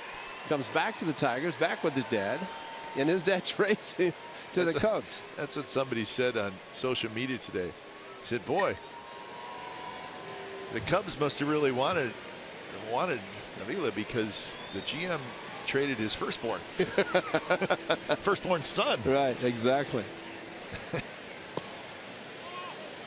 And Alex Avila is a good catcher, and he's got some opposite field pop as a left-handed hitter, and should do well for the Cubs. So a fairly busy day.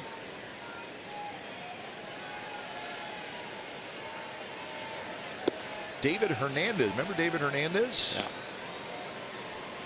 Who had some good years with the Diamondbacks, Phillies. He was with the Angels this year and pitching fairly well. The Angels traded him to the Diamondbacks. So Diamondbacks looking for some relief help there. Right in the race as Adam Rosales went there.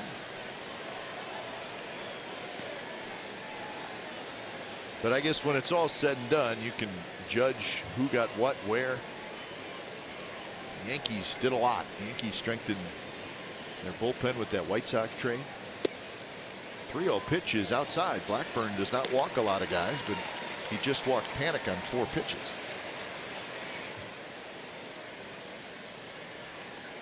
Now batting, But you know what, 9, Ray? There was a lot of things that Brandon happened today in Belt. baseball. All these trades, but the biggest announcement, in my opinion, you can be the judge, came out of Chicago. That Steve Bartman is going to get a 2016 Cubs World Series ring. That was great. That's nice of the Cubs to do that. As it should be. Yeah. Let the guy be. Yeah, that's so good for him. You know what, Steve Bartman, you think of what he's gone through, very unfair, if you ask me. Sure, absolutely. But he's going to get a World Series ring, so good for him. That highlight will be shown, and every time they're going to show that ball was in the stands, he had every right to go for it. Oh, yeah. And plus, it wasn't like it was the 7th game, and that was the last play. No, and it wasn't like there wasn't a couple errors made right after. Exactly. Oh, man. There's a terrific documentary out about that, if you can believe that. Favorite thing about the documentary is they interviewed a couple guys that were right around Bartman that went after it just as much as he did. And in the interview, they're like, no, you know what? I backed off, and then Bartman stuck his hand in there. But then when you watch the video, they were fighting for it just as much as he was. It's a guy in a gray sweatshirt down the left field line that tried to go into the ball boy's glove, and it was empty anyway. Yeah. 1-1 to Belt with Panic aboard. Big shift on. 2-1. Belt. They always shift against him. He tried to bunt in his first at bat, but then he ended up doubling and scoring. But if there's ever a shift to bunt against, this would be it, because Chapman is playing towards second base as the shortstop spot. And now it's 2-2.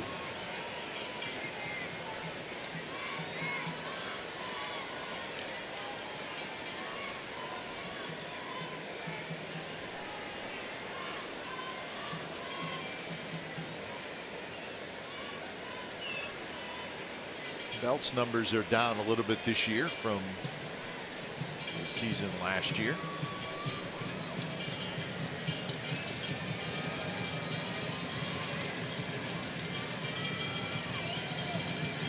Pitch is popped up foul.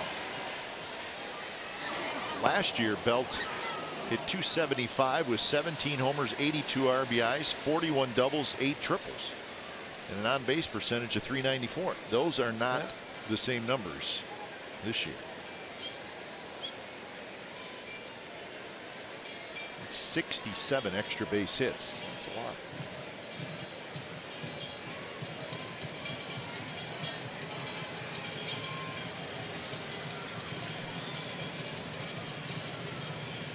Another 2-2, but instead a throw to first.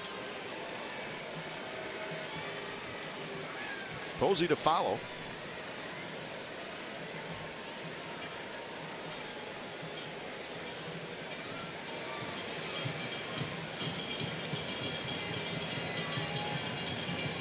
Setting up inside is Maxwell. And it was just a touch high. Kind of came back over the plate, but had to be a pretty close pitch. That was called over the weekend. Upper part of the strike zone, but too high. See if Panic goes. No, strikes out a fair amount. Going to be a slider also. And he does run. The ball is looped foul up over the A's dugout. You know, really, neither club has a lot to lose, everything to gain. So Bruce Bochy can say, hey, let's go, just run. Put the hit and run on. What, only 40 games, and well, the Dodgers haven't lost how many? 30. Oh, 20. Geez, what a well, they've only lost 4 times in the last month and a half.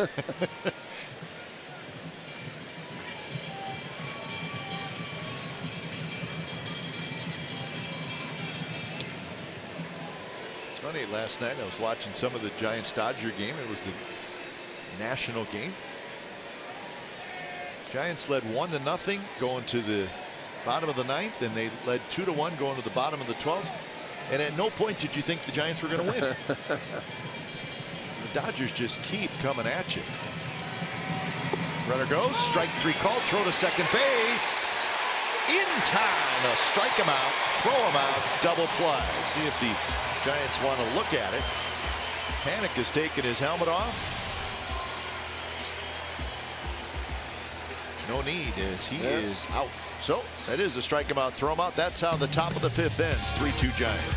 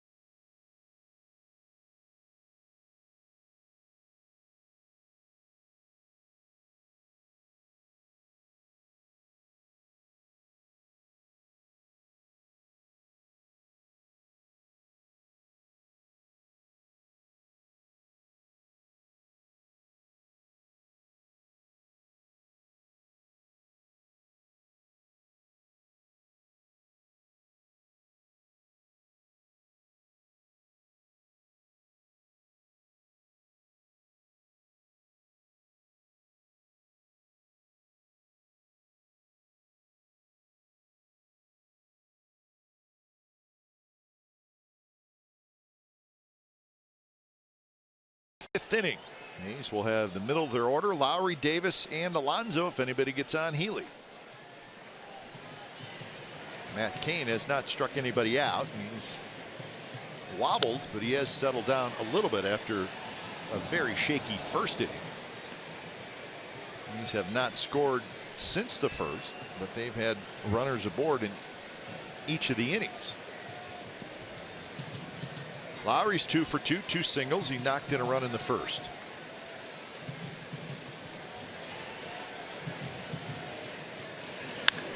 There's another line drive. This one is fair. Bounces off the wall. Moncrief picks it up. He fires it towards second base, and the ball kicks away.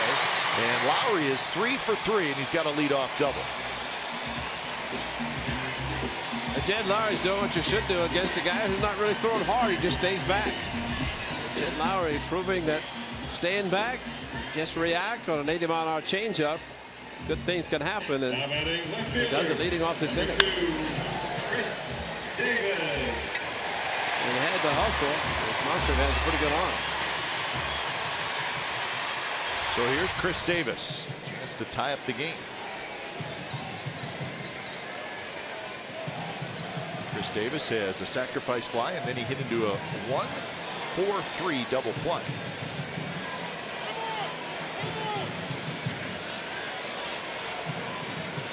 Action in the bullpen for San Francisco. It's Kyle Crick, rookie right-hander. 81 pitches for Matt Cain.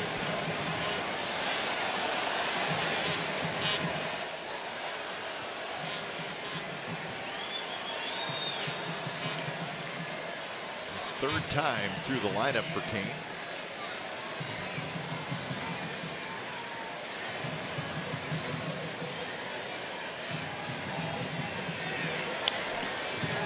Curveball is popped up. It'll reach the seats. Well, look at this upper deck that now does not have tarps on it. That's a beautiful thing to see. A lot of people in the upper deck. It's a ballpark now. I mean, this is neat. Actually, there's a lot of suites being used in center field that usually are not used. The upper suites. So a lot of people here tonight. 0-1 pitch, reach for again, fouled. So now the count 0-2. Upper suites, and those are usually used for football, but baseball using them, the upper two, and then of course there's two below. Nice to see. I mean, those are good seats. You ever seen people not having a good time in a luxury suite? In a suite, they're having a great time. They don't have to worry about sitting in their seats. They can stand up, talk, have a good time. Kind of watching the game, but just all in all having a pretty good time.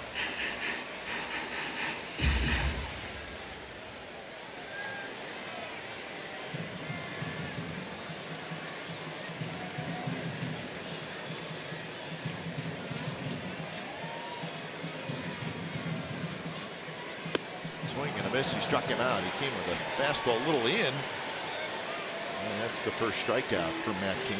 Here's our true story brought to you by McDonald's. June 10th of 2007, 10 years ago.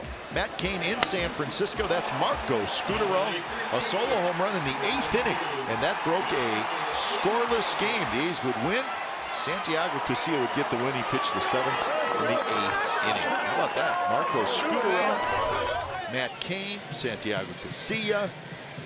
All kinds of. Ty Van Berkeley, the hitting coach. Berkeley-o. So Marco Scutaro. Had some big at-bats, big seasons for the Athletics. A lot of walk-off hits. Bases clearing double, or final game of the division series against the Twins. Right here at the Coliseum. Similar crowd, packed house. 2006. Numbers versus the A's. Good ERA, 2.34. Yeah, Marco Scutaro is popular here. He's popular across the Bay as well. That's right. Helped the Giants win the 2012 World Series.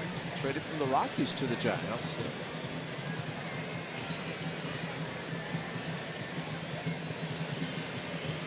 Now living the luxury in Florida. Victor Martinez farm, his ranch. Is he? Fishing on Victor's big ranch. 2-1 to Yonder Alonso, who has walked twice.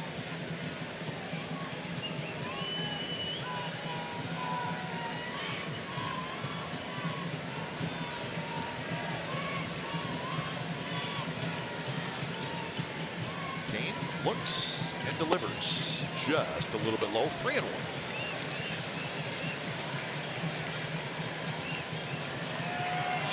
Pitching carefully to Alonso, but we got the big fella Ryan Healy waiting in the on-deck circle.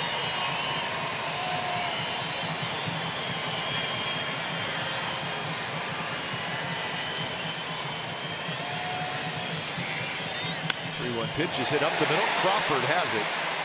Crawford flips to first to get the out there with Lowry going to third. So the shift helped the Giants there and hurt Alonso. Another Marco Scutaro walk-off against the Giants. That was in 2006. extra innings. Bobby Kelton.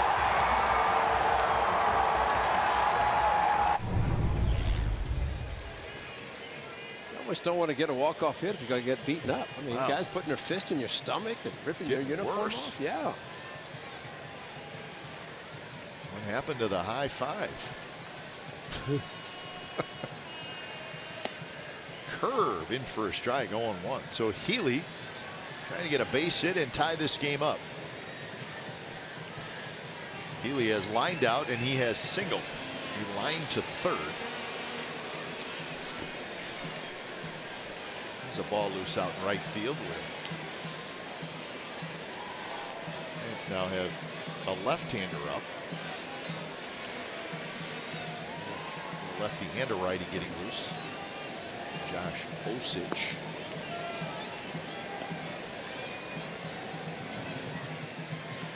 Pitch, a curve is popped up. Kane's going to get out of it. The A's had a leadoff double, cannot get him home. So through 5 at the Coliseum. Giants 3, A's 2.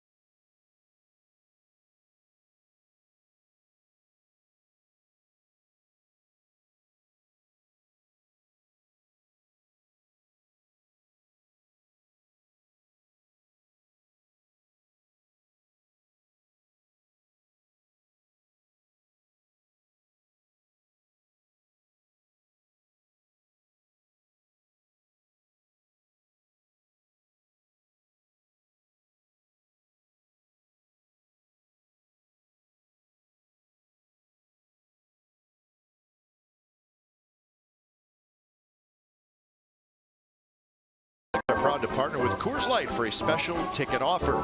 Visit CoorsLightBaseball.com today to get 50% off the purchase of up to 8 tickets for select home games, including the upcoming August 11th game versus the Baltimore Orioles. Coors Light and the A's together. Our mountain is creating a more sustainable world. Top of the 6th inning. Boos for Buster Posey as he steps in.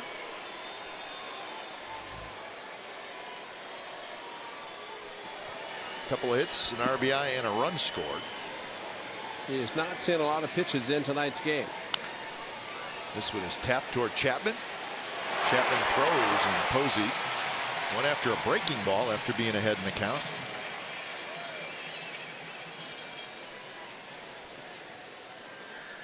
So 1 away here in the top of the 6th. Pat Chapman, one of the best. Of course, a very strong arm. And on the move, catches the ball and just continues to run to first base and make a strong throw. I was thinking about the play he made yesterday when he jumped over the Gatorade containers. How close he came to the top of the dugout when he jumped. He put his hand up, but that's concrete. And I can think of a player in Cleveland. And I want to think Johnny Roseborough got like a clothesline in a playoff game in a dugout. Wow. They don't move. Unfortunately, when he jumped over the Gatorade, he put his hand up, but his head was about the same height as the concrete top of the A's dugout. Yeah, it looked like it because he put his hand up. He was aware that it was there. Yeah, exactly, exactly. But he was up pretty high.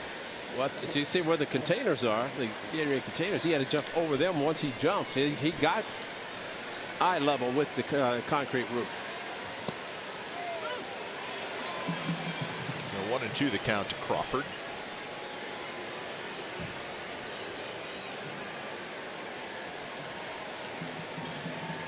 Crawford singled and scored in the 4th inning. Matt Chapman has shown he's a tremendous athlete. And here he is again. Nice play, little wide throw, and Alonso tags Crawford for the 2nd out. Well, this is what we're talking about yesterday, and tremendous play as he got to it. But watch when he jumps over. See where his head was. He put up his hand, but there's the top. He jumped. And fortunately, he went straight down, because that is a dangerous part of the dugout, especially when you jump that high. What do you say? You either had to run through them or over them? Maybe in the future, run through them. Or have somebody there to help you. First pitch to Jay Huang is a little bit outside. Huang had an RBI hit in the 4th inning. Giants strung together 4 straight singles to get 2 runs in that 4th inning to take a 3-2 lead. Blackburn has walked 1. He has struck out 3. He's sitting on 83 pitches. He's doing what he does, Ray. He just doesn't wow you. He just throw strikes. Wang had a big swing at a curveball that stayed on the inner part of the plate, but he missed it.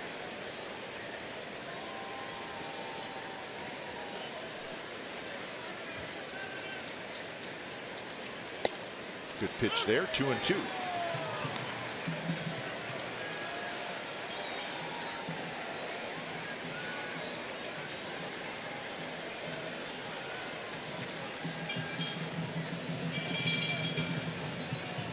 Lays off another curveball, so the count is full. Moncrief is the on-deck hitter. There's Murph in the background. Oh, Mike Murphy. How about that? Giants version of Steve Vucinich. It is Murph. Let's see Murph.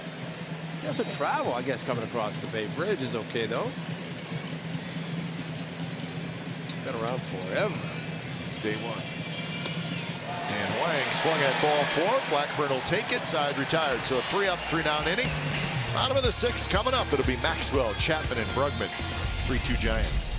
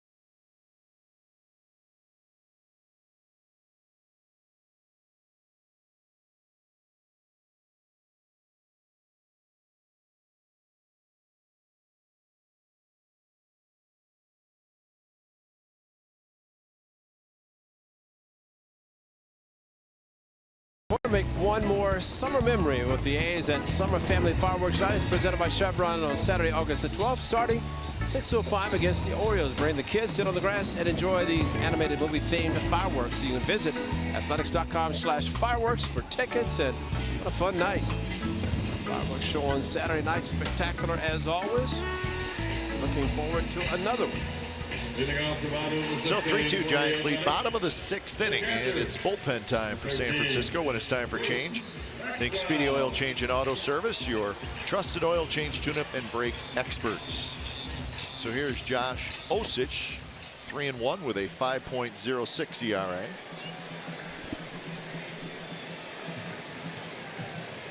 So Kane goes 5 innings. Buster's telling him what to do. Now this catchers know it all. The problem is he may be right. 7 hits, 2 runs, 3 walks, 1 strikeout for Kane. So he was shaky early, settled in, got through 5 innings.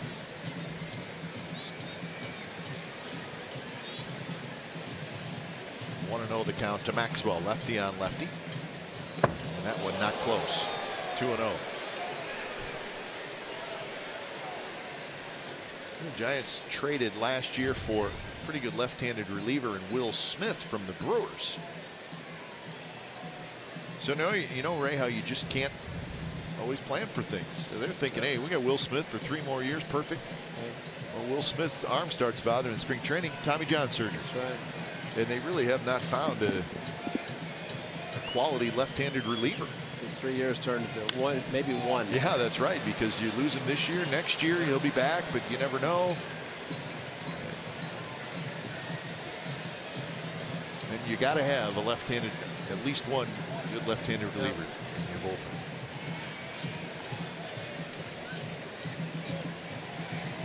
So 2-1 the count to Maxwell. Chapman to follow, and then Brugman.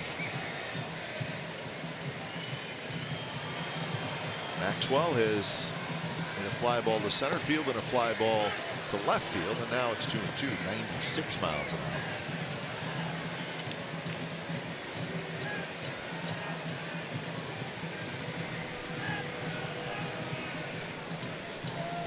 He's with 7 hits in the game. They've stranded 7 through the first 5 innings. Fastball inside, 3-2. Location, Hundley wanted it down and away, went up and in.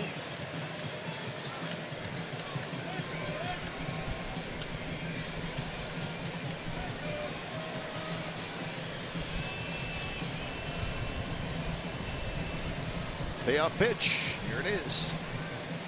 And a curve, wow. And he missed badly. Wow. Well, maybe the 2-2 fastball indication that he has going to have trouble with his fastball. Because it wasn't close. It went to the curveball and it wasn't close. And way inside.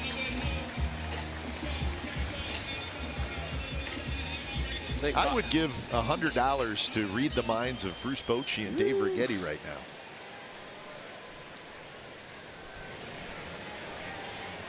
And Mr. Hundley could simply say, I suggested it. He didn't have to throw it.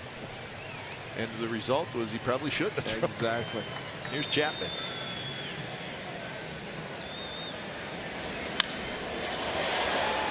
A little bit off the end of the bat towards Span. Span grabs it. So Chapman had a good swing at him, but just got it down at the end. So 1 away. Well, it was off the end of the bat. So you're thinking, Ray, if you're watching at home, well, he just walked a guy, but the chance of Osich throwing a breaking ball there is 0.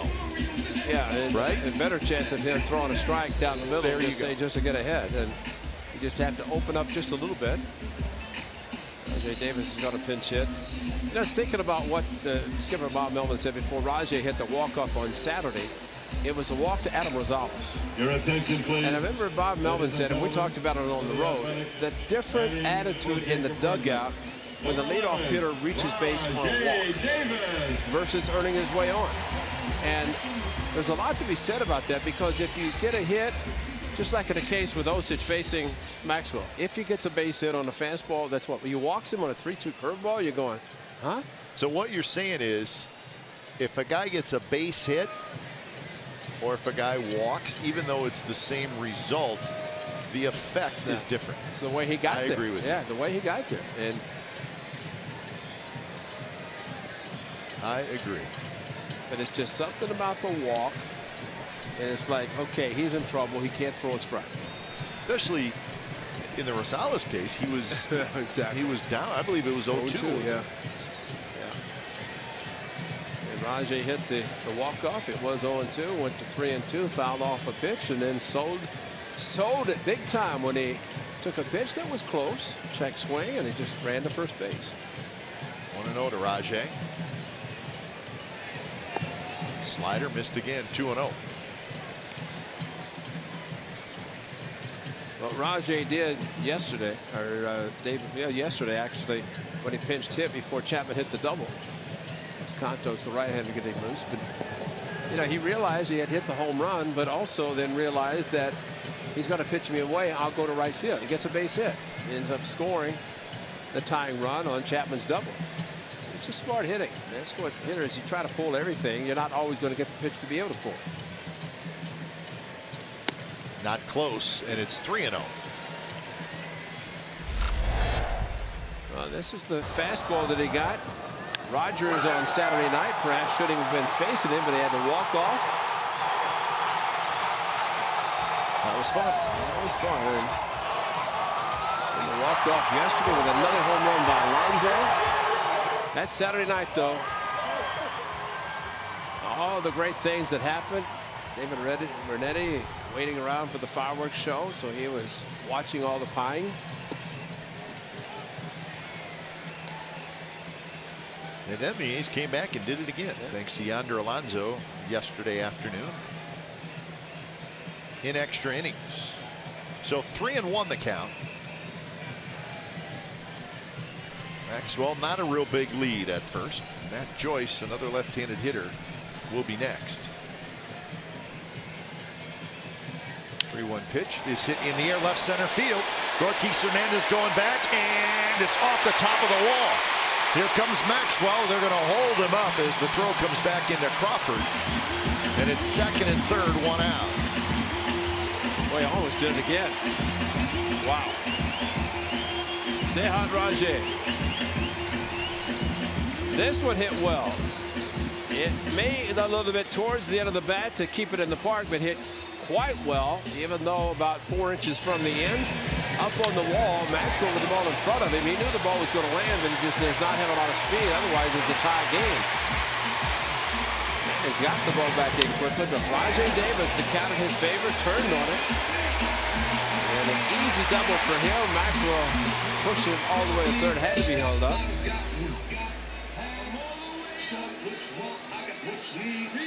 You have to give Rajay Davis a lot of credit for his work ethic, because he does not play a lot. He prepares himself, and he is a strong young man. Young, 36 is young for a lot of people. In his wheels, he can still run, but he's also very strong and a smart hitter. It's good to see. Stayed with it too, because he struggled earlier. Yeah, that's what I was just going to say. He's a veteran enough to know that he works hard and given the opportunities, and he's been taking advantage of them. So an opportunity for the A's to tie it or take the lead. A's 1 for 7 with runners in scoring position. A great opportunity here. Second and third, one out. Osich to face Joyce. And they're going to concede the run with the infield back. First pitch, a fastball, not close. Yeah, when you're down and away and the pitch is up and in, and Hundley, of course, it gets Maxwell, nobody on base. Now there's runners at second and third, especially a runner at third that could tie the game. And really go hard and sharp to his right to be able to keep the ball from going to the backstop.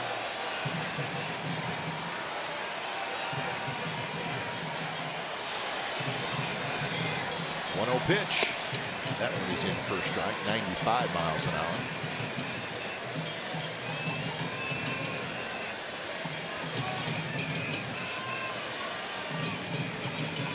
Joyce has walked and scored, singled, and hit a deep fly ball to right field. He almost hit one out in the fourth inning.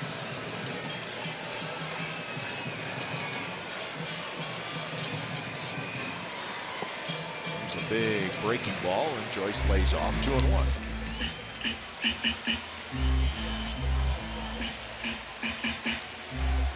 Simeon will be next. The Giants have the right-hander Cantos in the bullpen. There's the t-shirt giveaway tonight. Welcome to the Beast Bay.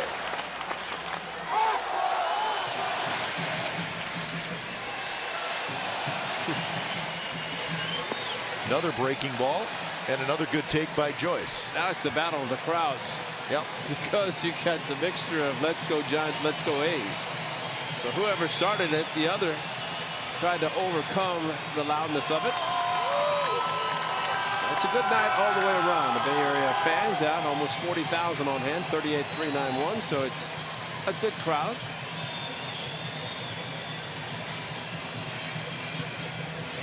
Ooh. 3-1 pitch. Good breaking ball. 3-2.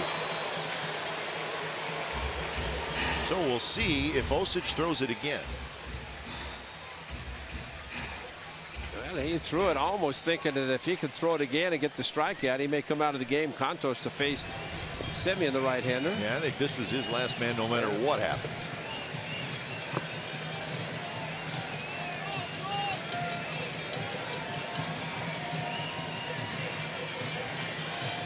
The 2 pitch, here it is. And a breaking ball, and Joyce takes it. So Osich, and the bases are loaded. Bruce Bochy's seen enough of the left-hander. Amazing how he can throw it perfectly. One pitch, the next pitch is not even close. Not even close. Raymond, stay back in your spot. So A's have the bases loaded with 1 out. Contos coming in.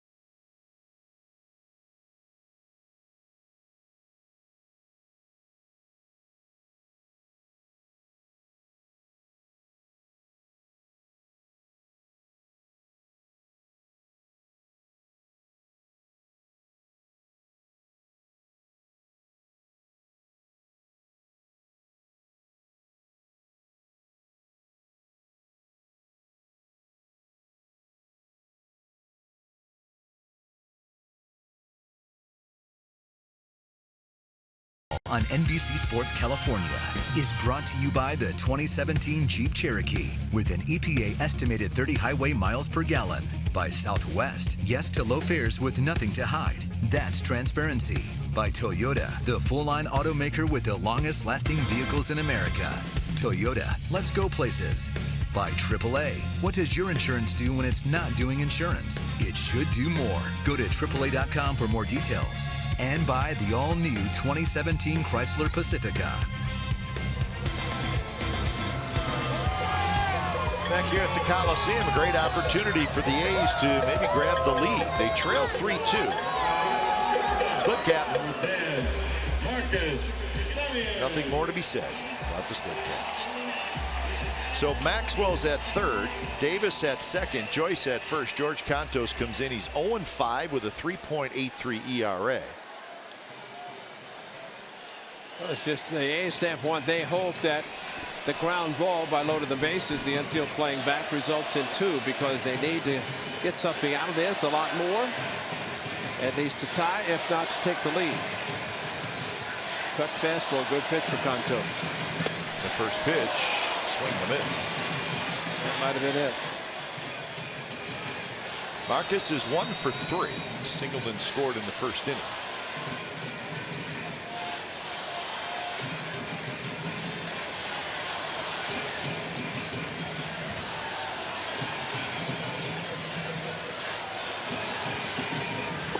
A little bit low, 93 miles an hour.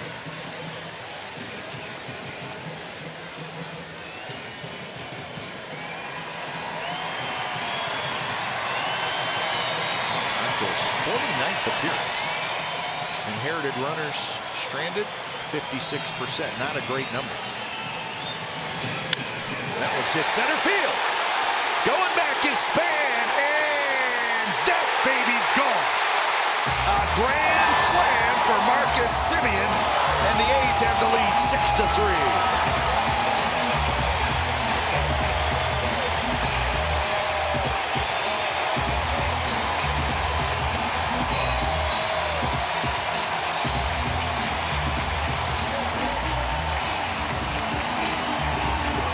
Get him in.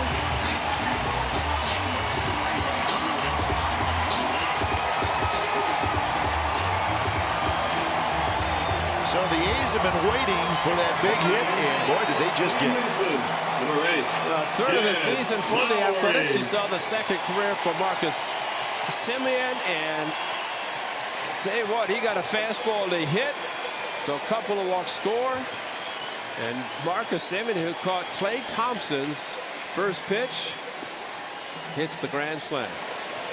So 2 walks in the inning. They both score, which generally happens. There's your leadoff walk. Yep. So the A's have had 3 walks scored tonight. 2 in this inning. Matt Joyce leading off. And Matt Cain gets a no decision, and there's your fastball center cut. 92. If that's ever a good pitch to hit. What happened to the cut fastball? The first pitch that he hit, or threw him and swung and missed, but right down the middle of the heater. I don't know that you could ask for a better pitch to hit. No, this is like a batting practice at 92.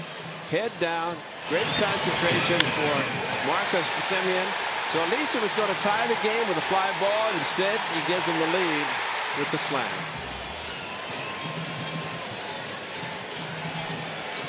Joyce, Healy, and now Semien with the long one, the grand slam. 3-1 now to Lowry.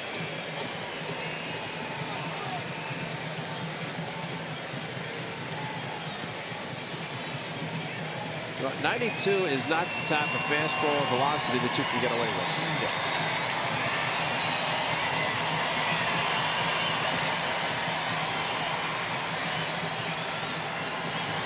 Swinging and a miss. I was reading a note today, and I was going to say it. I didn't get to it, but there's giant struggles. One of the areas that's been bad is they have allowed the most inherited runners to score. Yeah. And look what just happened. George Cantos just allowed 3, all 3 to score. And you go from a ground ball for double play to get you out of the inning to allowing a fly ball to be hit, and that's the worst thing you want if you're a pitcher. And then a walk. 6 walks in the game by Giants pitchers.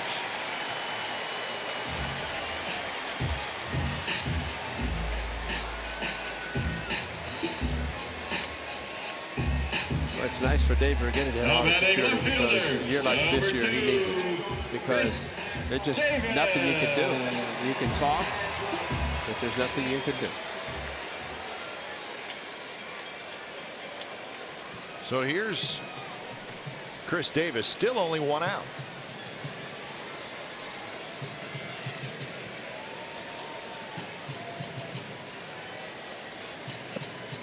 First pitch is a swing and a miss.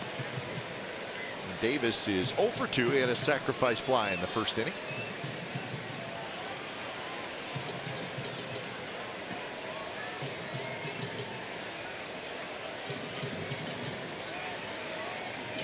Josh Osich is the one who really kind of messed things all up for Bruce Bochy. Crawford has it. He'll flip the panic onto first, and that's a double play. So close play at first, but damage done by that man, Marcus Semien. Semien with a grand slam off George Cantos. Right down the middle. He took advantage. 6-3 A's lead after 6.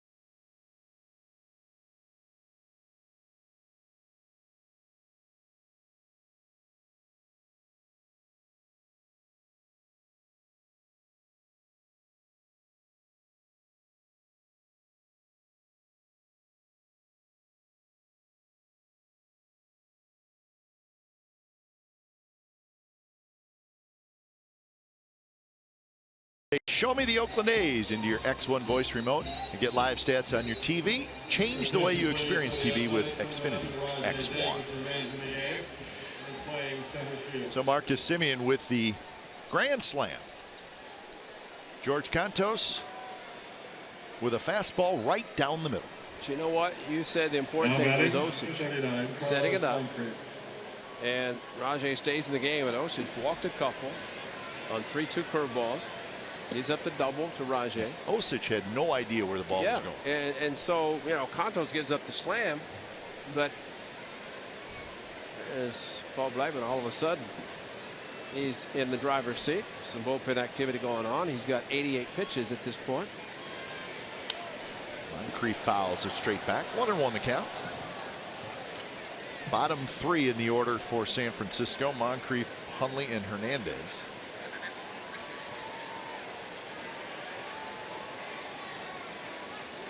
First big league hit for Carlos Moncrief. That was in the 4th inning. It knocked in a run.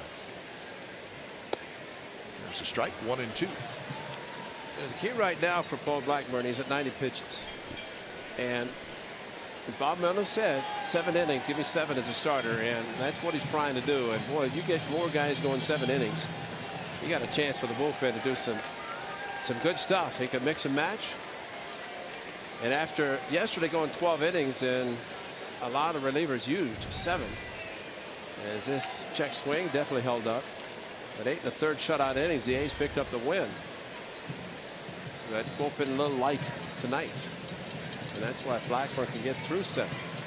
That would be a great boost for the pen to try to close it out. And now 3-2.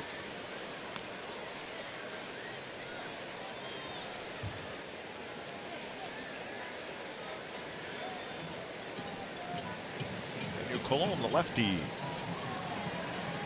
getting ready out in the bullpen. The only reliever not used yesterday. It was ripped well foul.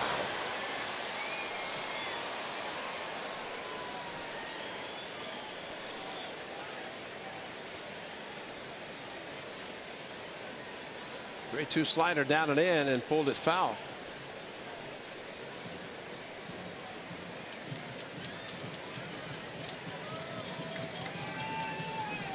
Payoff pitch. There's a liner left center field base hit. That's going to go through, and it's going to go to the wall.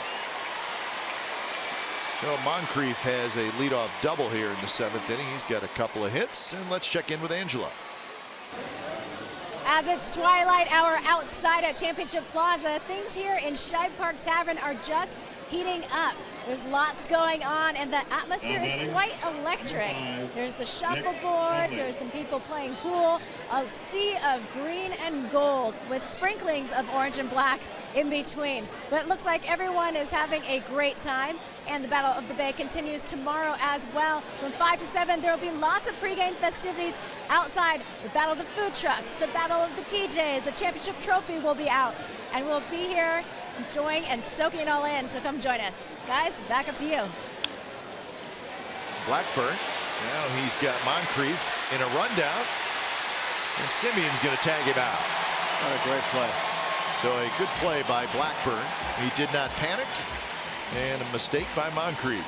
Well, and the important thing for Blackburn, he didn't throw the ball. He kept it, he ran to the runner, and Bruce Bochy, I think if he could just put something in front of him so nobody could see him, it'd be fine. But Blackburn makes the play. At that point, you're down 3 runs. You stop and don't try to go to third base. But Blackburn runs at him, runs him back to second, makes one throw to Semien. He gets him, and that means that the hitter, Hundley, cannot get to second base in the scoring position himself. So 1 away, runner at first. Make one throw, and that's all you want to do. It's Gorkis Hernandez, who's the 9th place hitter. And that one's drilled into right center, a base hit. Hundley rounds second. He's going to hustle for third, and he's going to make it. So first and third, the 1 out. Looks like the ball is starting to get up a little bit by Blackburn. And I think Bob Melvin's seen enough. He's going to go to the pen. So he's not going to go 7-4. He's going to go 6 1/3. But there's your hanging breaking ball. And hitters are staying back. They're swinging early. Hundley did it. Hernandez does it in this at bat, first and third, but the local young man does a good job pitching into the 7th inning. So when it's time for change, think Speedy Oil Change and Auto Service, your trusted oil change, tune-up, and brake expert. Blackburn done. Coulombe coming in.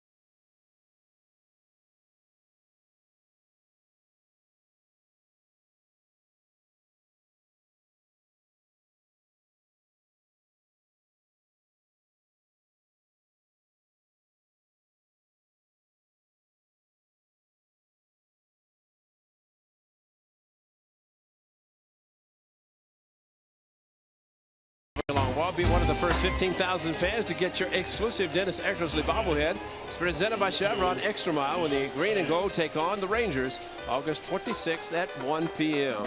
Wow, look at that. Enjoy family fun. It's an awesome bobblehead only at athletics.com/tickets. That's athletics.com/tickets. That's a good one. That's a good one. Good weekend of baseball. Zach in town and the Rangers and the D-gate for Dennis Eckersley. So lefty on lefty, Coulombe against Span. Daniel Coulombe having a good year. 2-1, 2.50, 45th game. And he's got 3 straight left-handers coming up. Span, Panic, and Belt. How about this number? Denard Span is 2 for his last 31 against lefties. Does it say anything about hitting a ball at shortstop for a double play? No, but that's got a decent chance of happening. Blackburn would like it. 96 pitches for Blackburn. So another solid outing.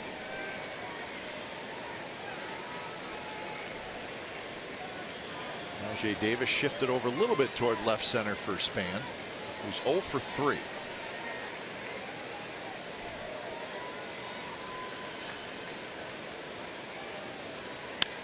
And that's a base hit left center field. Marquise Hernandez has good speed. He rounds second. He goes to third. So Span comes through, drops a single in the left center field to make it 6-4.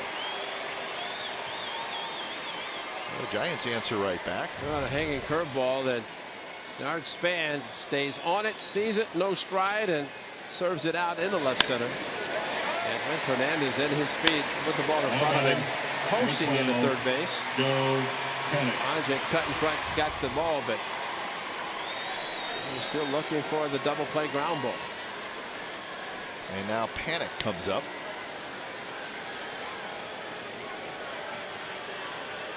Hendricks, the righty, is ready out in the bullpen, but again, Panic and then Belt.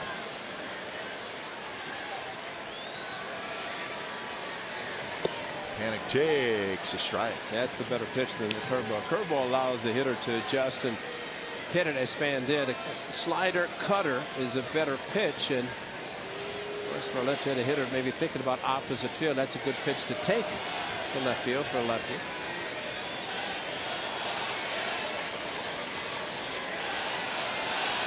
Swing and a miss and a hard breaking ball in the dirt.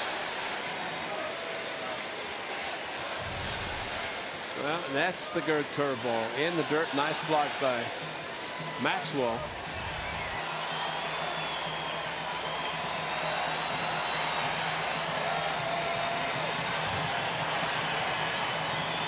So Coulombe ahead in the count.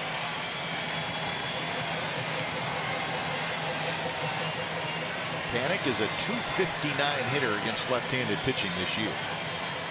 Spreads out his stance a little bit.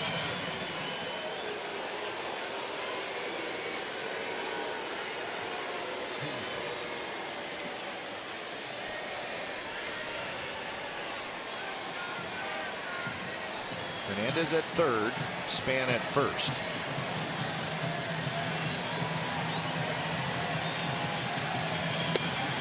Oh. Missed somewhere. Oh. I don't know where. Some umpires would have called that a strike. Wow.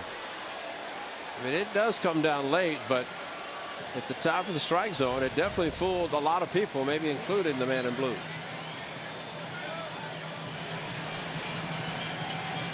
So 1-2 now to Panic.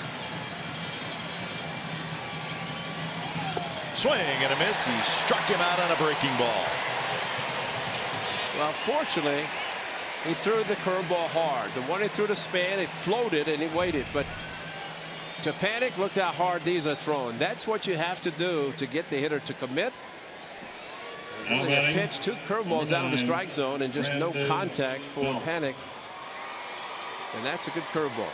Throw it hard, throw it away from the lefty, try to get him to swing at a bad pitch. So 2 outs, big out there, and here's Belt.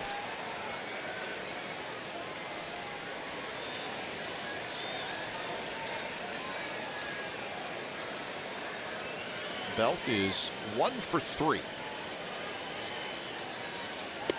And he takes a fastball there for a strike. Belt against lefties, .216.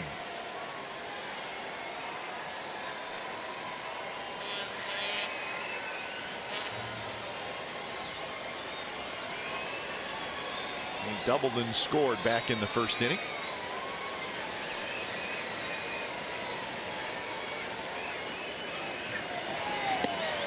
Curve, but it spins inside. Yeah, that's the slower variety, and that's not the one you want to throw. You want to throw it harder, like he did to Panic. Here's your crowd, a good crowd with the upper deck tarp down. A lot of people sitting up there. Great price. And a good look throughout this stadium.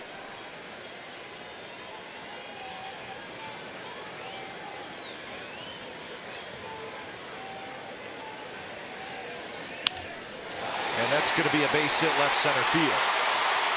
Hernandez comes in to score. Span goes around to third. And now it's 6-5. So Brandon Belt kind of fought that one off. But he gets the job done. So 4 hits in the inning. Bob Melvin's got to go to the bullpen. And there's your fastball at 91 inside part of the plate. Not exactly where he wanted it, but for the result for Belt was perfect. So Giants have closed the gap, trying for more.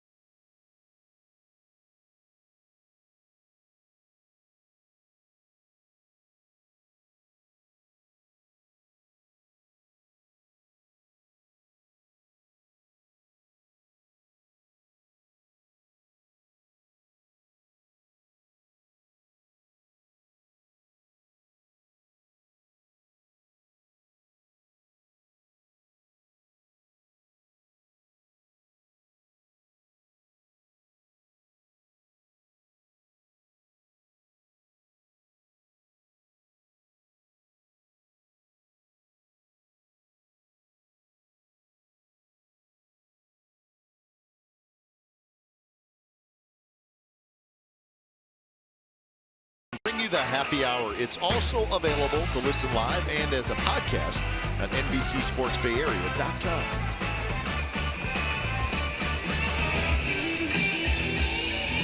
So those folks, they're just hustling over. They want to get to the game, right? Now batting.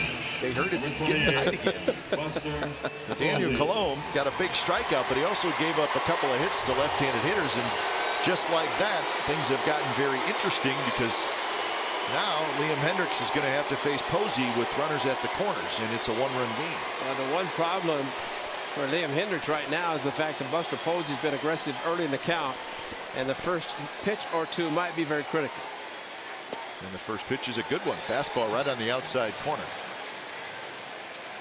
Posey is 2 for 3, 2 singles, an RBI, and a run scored.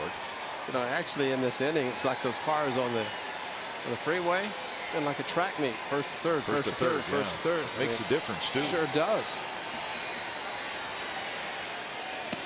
That one just a touch high. So Span at third, Belt at first. 4 hits in the inning.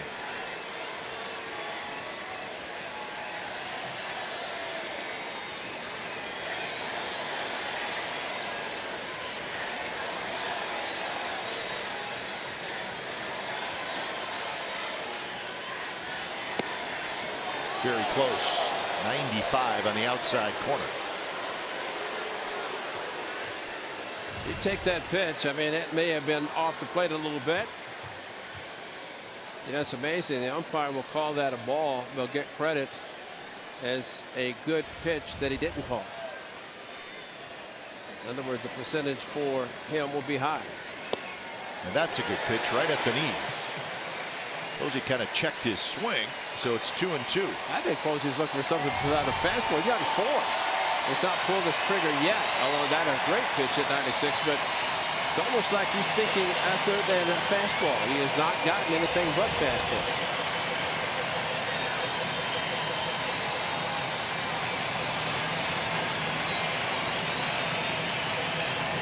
Span gets back, or Belt gets back, excuse me. 7th man to bat in this inning.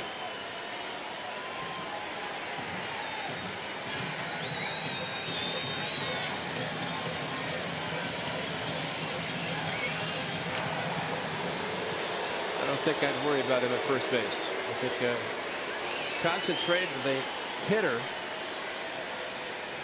unless Hendricks is uncertain of what he wants to throw him.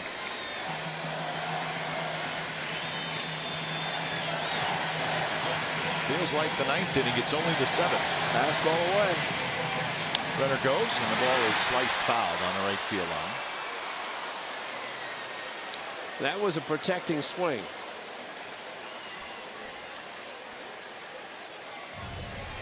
Almost took it out of Maxwell's catcher's mitt.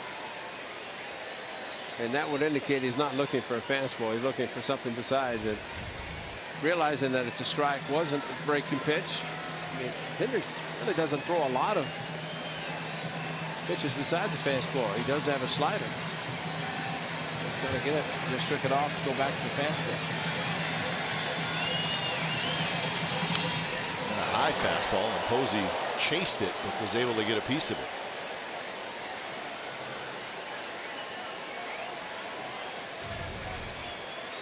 Well, it went upstairs, maybe too close to take.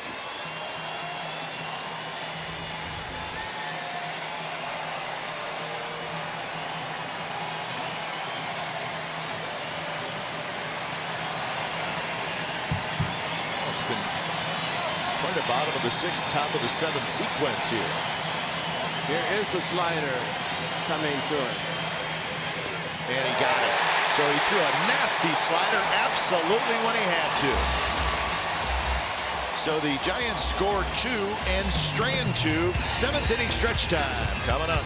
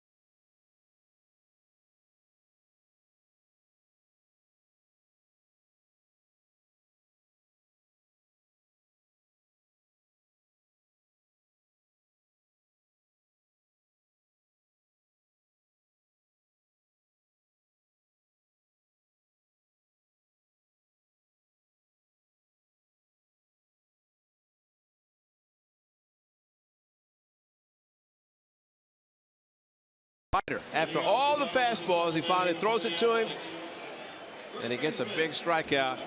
And a fist pump from Liam Hendriks after the strikeout on the slider. So maybe after seeing all the fastballs that he said, I'm going to get another one. Liam Hendriks got it. Yeah, got him. They all liked it. Skipper liked it. The A's retained their one-run lead.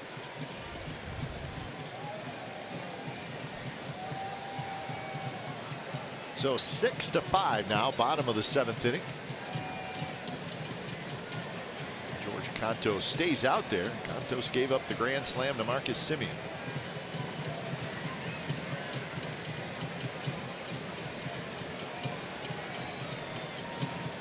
So Alonso to lead it off. Healy will follow, and then Maxwell. Breaking ball and a good one from Cantos in first strike. A couple of walks and a ground out for Alonso.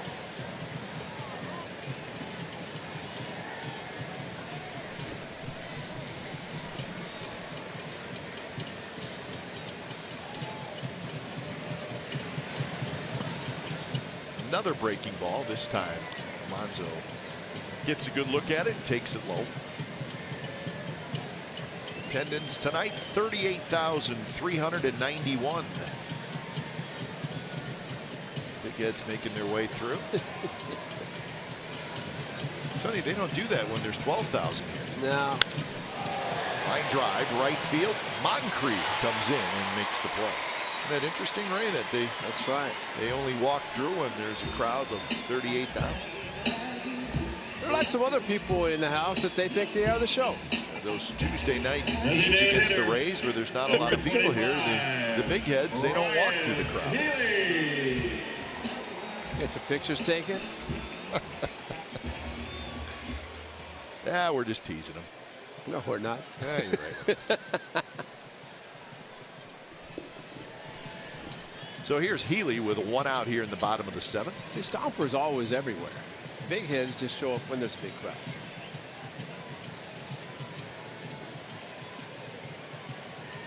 Slider for a strike.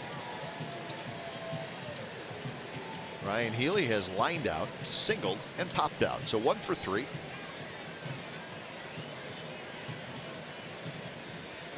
Healy was 4 for 12 in that series over the weekend with a couple of doubles against the Twins. A little bit of a slow month of July. 206 average in July. Of course, tomorrow, August 1st. So anybody who's having a tough month, they'll be happy.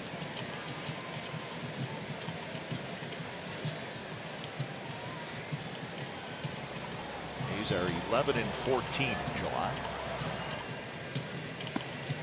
And Healy, frustrated, heads back to the dugout as he chased the pitch well out of the strike zone. Well, he's working hard with Darren Bush this afternoon, but he will get frustrated again. And Number 13. tell you what, he takes everything seriously. Don't try to talk to him after the game. He's not, no. So right now, if you went over there and said, hang with him, get him next time. Snap your head, you'd be done. Okay. You'd probably be in the hospital. It's pretty harsh. I'll stay away then. He would snap at you in a heartbeat. And one of his teammates laughing at him today and walked by and said, how you doing? He says, I'll be better when I'm better. Oh, excuse me. And his teammate just went by and shook his head laughing. I'll be better when I'm better. Yeah.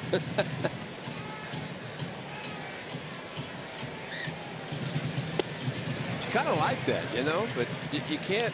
As long as it's not detrimental. Exactly. You have to take it in stride because you're going to strike out. You're going to have tough games, months, whatever, but it's how do you come back from all of that?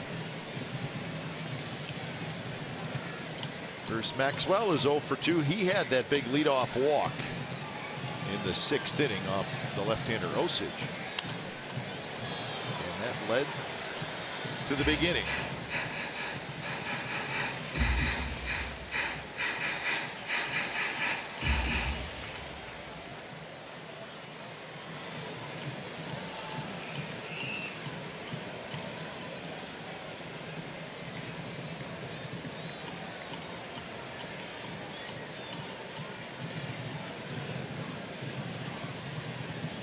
Cantos looking for a 3-up, 3-down inning. A's bullpen is quiet, so Hendricks looks like he'll head back out there.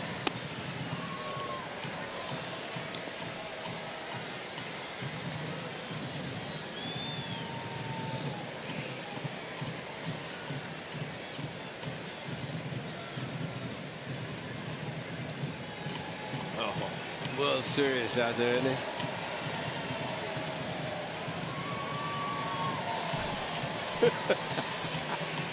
How you doing, Will? Maxwell somehow hit that ball. He may have hit it after it bounced. I think he did. He did too.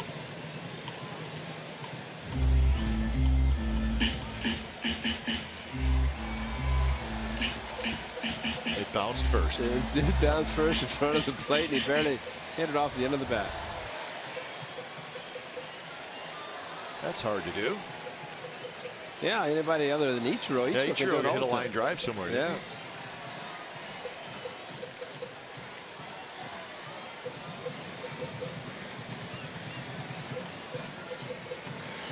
One-two pitch. 2-2.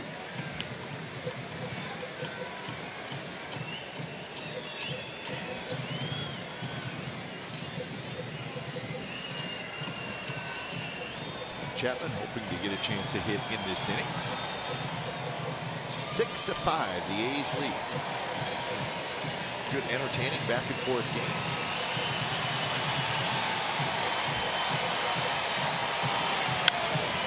Right field, that's hit well. Moncrief spins around, going back, and it bangs off the wall. Lands right at his feet, but he can't pick it up clean, and Maxwell has a double.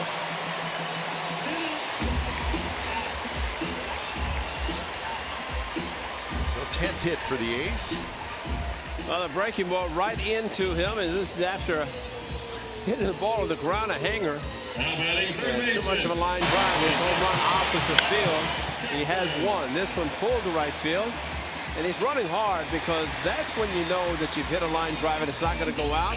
No reason to Cadillac. He runs hard, even though Moncrief bobbled the ball a couple of times, but he wanted to make sure that he got in safely to second.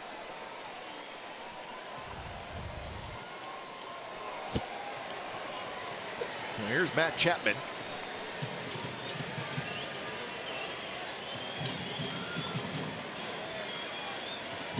Chapman, slider away.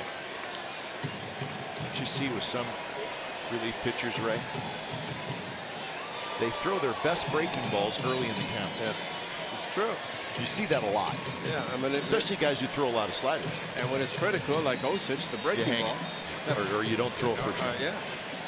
Kind of try to guide the ball instead of throwing it hard, which they do early in the count. Cantos just throwing cutters and sliders every pitch almost.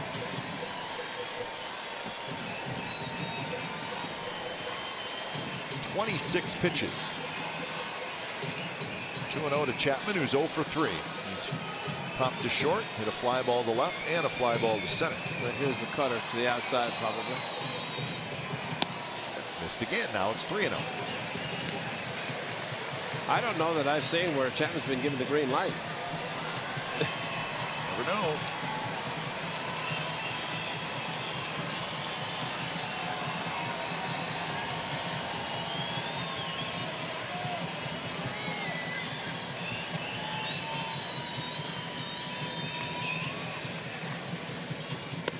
And that pitch is a fastball, and it missed. So a 2-out rally for the A's. Bruce Bochy's seen enough, and he's going to the bullpen. 7 walks now by Giants pitcher.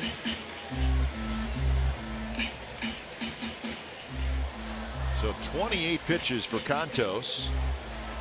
He ended up getting 4 outs, but he gave up the huge grand slam.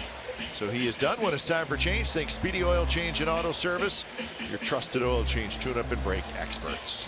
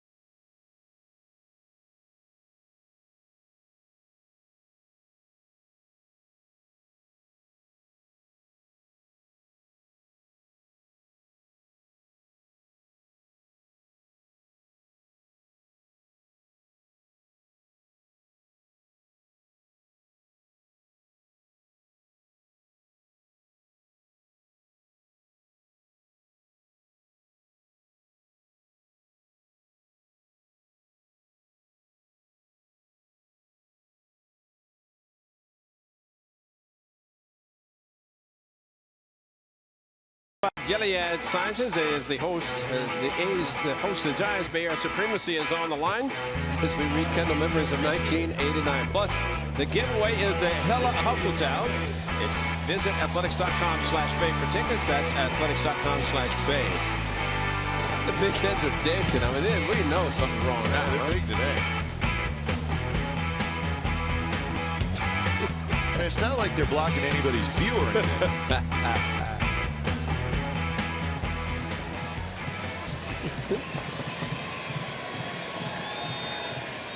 So 2 on, 2 out. Hard throwing right-hander Kyle Crick comes in to face Rajay Davis. Well, just sit on the fastball and go for it. He's got a mid-90s heater that not afraid to throw it. Greater percentage of the time. First pitch, and there it is at 94 in first strike. Rajay Davis had a big double in that 4-run 6th inning, banged one off the left center field wall. So numbers for Crick, just his 13th big league game, pretty good numbers.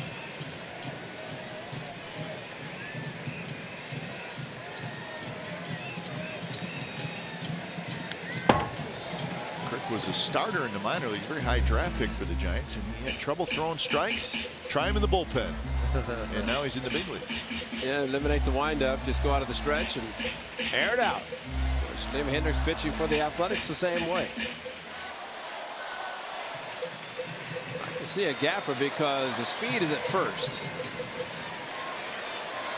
And Matt Chapman can fly.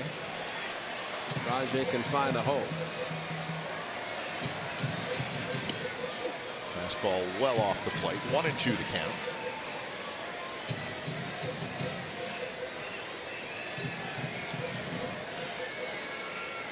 These have had base runners in every inning.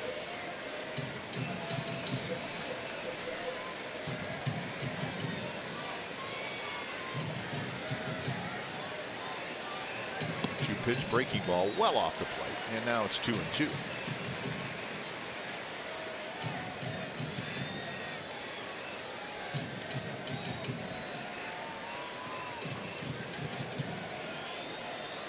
Maxwell at second, Chapman at first. Straightaway defense for Rajay Davis.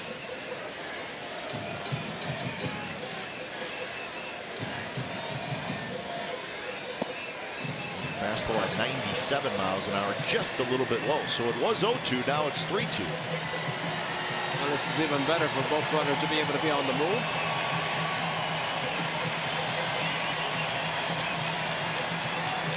Deep breath for Rajay Davis, stepping in against hard thrower.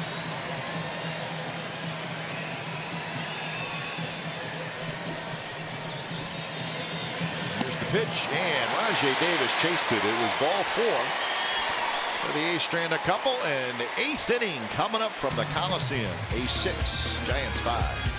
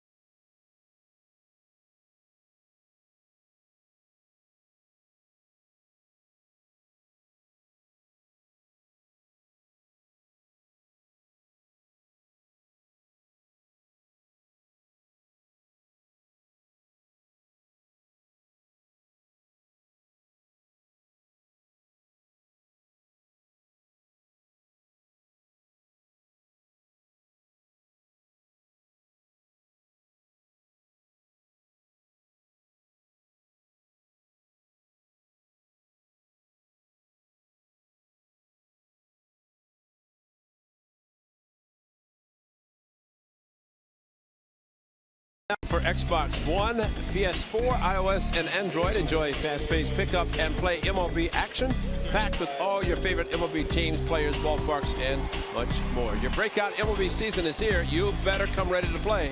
Learn more at RBIGame.com.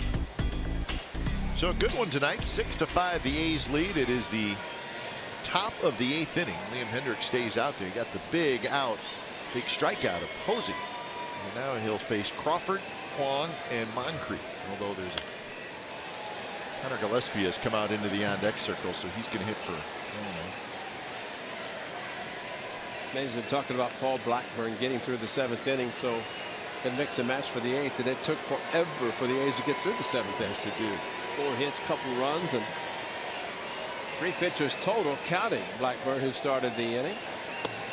A little high to Crawford, 1-1. Blackburn, pitcher of record. He's got to hang on.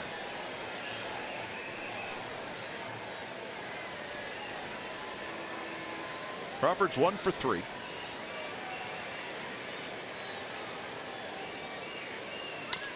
Chops this one toward Lowry. Lowry backhands, throws in time. Crawford's retired, 1-1. So he's 1 for 4.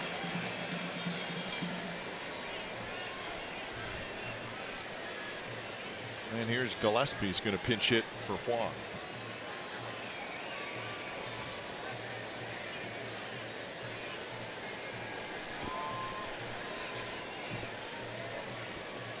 Gillespie had a big home run last Your night. attention, please, Late. ladies and gentlemen. Change for the Giants. Now batting, pinch hitting for Huang. Number 21, Connor Gillespie. So Gillespie steps in, no batting gloves.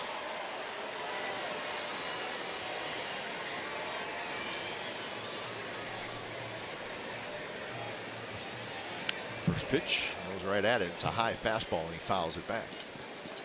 True definition of a pinch hitter: go up, swing as soon as you leave the dugout. Blake Treinen starts to throw with 1 out here in the 8th inning.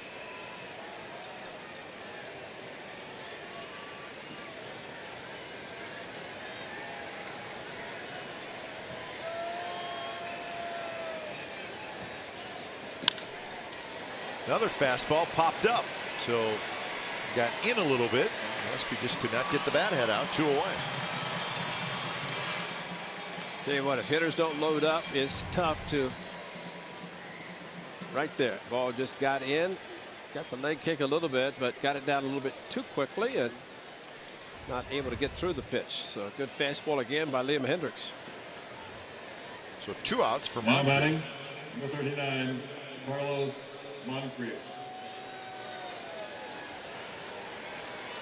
Moncrief in his first big league start has 2 hits. Wouldn't you like to see a clean inning? Have we had any tonight? 2nd inning. Blackburn had the 2nd inning and the 6th inning. Giants pitchers have not had a clean This inning. would be a perfect time to get back in the dugout. It's the 1-run lead and try to add on.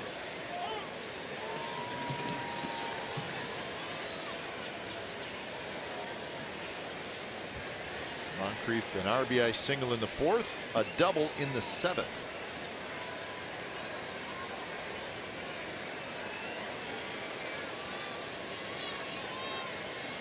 Fastball is inside, so Hendriks has retired all 3 hitters that he has faced.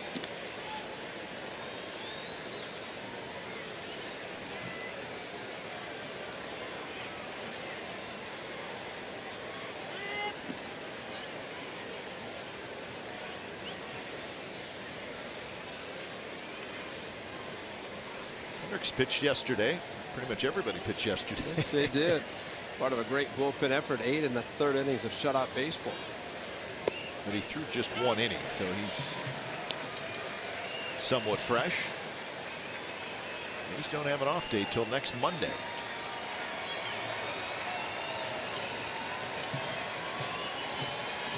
Michael Brady on the left, just brought back up. Fastball away. 2-2 the count.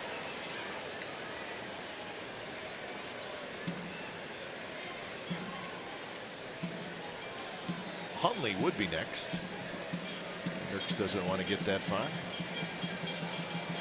Do what you got to do to keep warm. Even if it's a Giants blanket. Oh, there's some great shots in the park, huh? Oh, these guys were great in the pen yesterday. Simon Castro got the big third out. Liam Hendricks came in, pitched great. Santiago Casilla, 1 inning. Big Trina got him back in the dugout. Ryan Doe, good to see him back. Josh Smith said, no, see you later. I'm out of here. I don't want to be out here anymore. It's a cut fastball thrown by Josh Smith, and he was the duration man. Fastball swing and a miss. So Hendricks with a terrific job.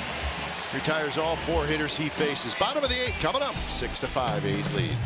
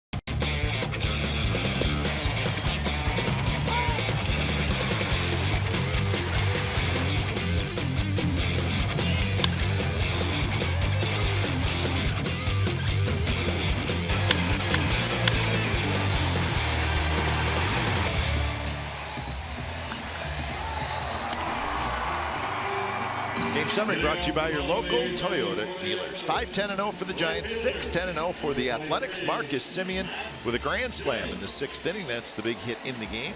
Matt Cain won 5, Blackburn won 6 1/3. And the A's will try to hang on and beat the Giants in game 1 of this 4-game Bay Bridge series. We'll see who gets up to pitch the 9th inning for the Athletics. Right now, the bullpen is empty. Gillespie stays in the game at 3rd base.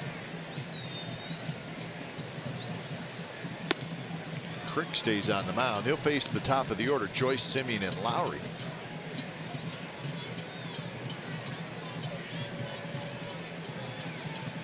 Crick got Davis with a couple on, 2 outs to end the 7th inning. Falls behind 2-0.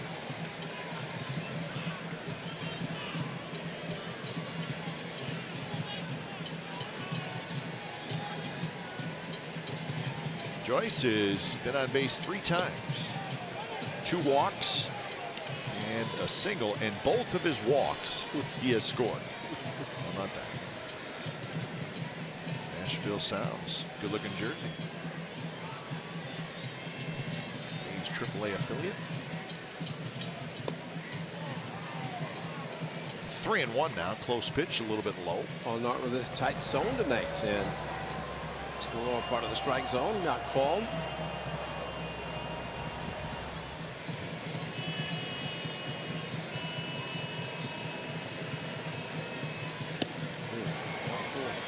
Joyce swung at a ball. Maybe had a little cut to it down and in.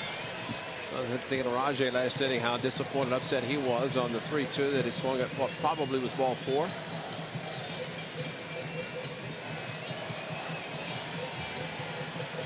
2-2 pitch.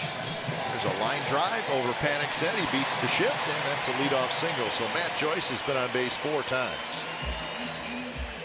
Time now for the Jeep drive of the game. How about a grand slam? 3rd of the season, 2nd career for Marcus Semien. Loaded the bases and just over the AC Sports California sign. A's fans very happy. And the A's extremely happy, trying to hang on because of that slam. They give us 6-3 lead at the time, now 6-5.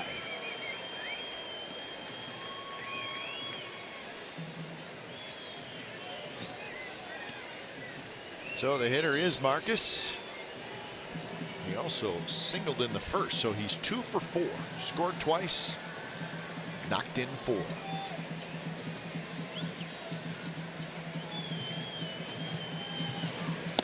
It's a fastball on the outside corner. A's grand slams against the Giants, 3 of them. Mark Ellis, Matt Stairs, and tonight Marcus Semien. Steve Klein, a left-hander.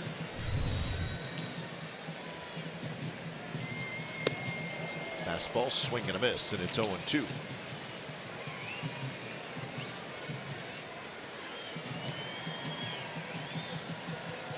Strickland gets up for the Giants.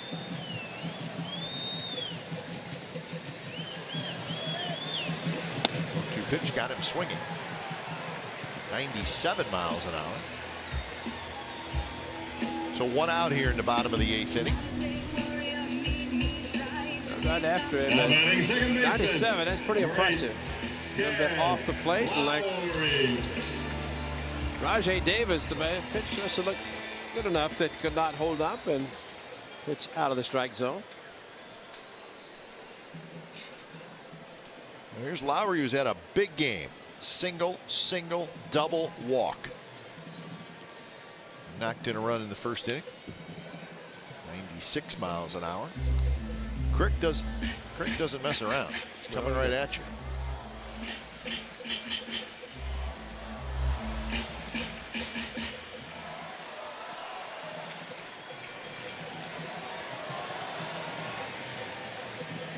Treinen is now up in the bullpen.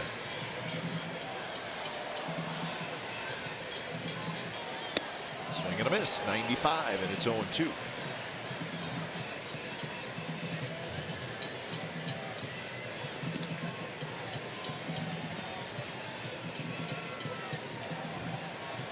Lowry behind in the count, 0-2. Chris Davis waiting in the on-deck circle.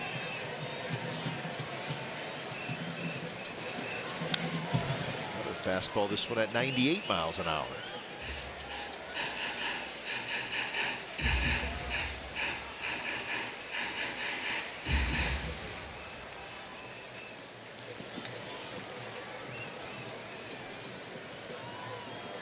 So it'll be Treinen in the 9th inning. Unless the A's were to score a bunch.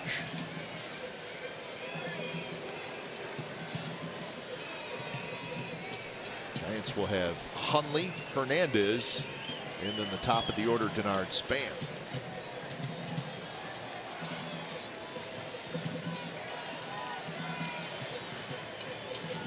2 pitch got in a little bit on Lowry, and he's able to roll it foul down the right field line. And Jen Lowry might as well have a great night. On base 4 times, 3 hits and a walk, and trying to keep the inning going with 2 outs. They get 1 out. Joyce could be on the move with a good hit.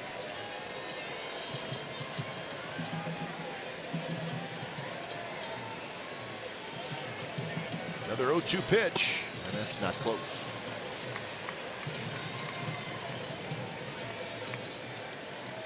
So 20 pitches for Crick out of the bullpen.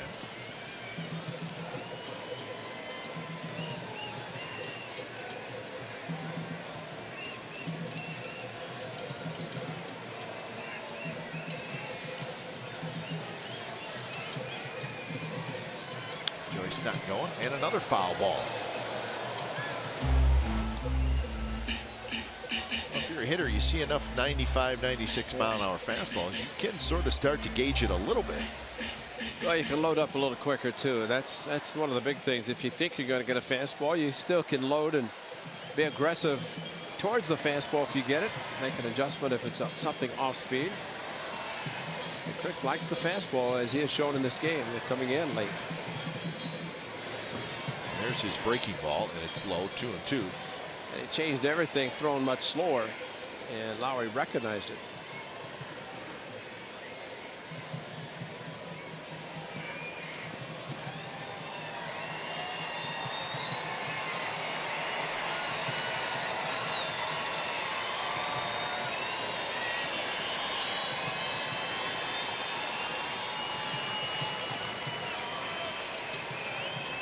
Two pitch and another foul ball.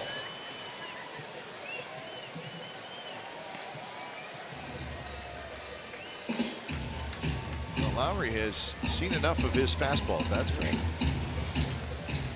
He saw the one breaking ball, which really was not close enough to make him think about swinging at it.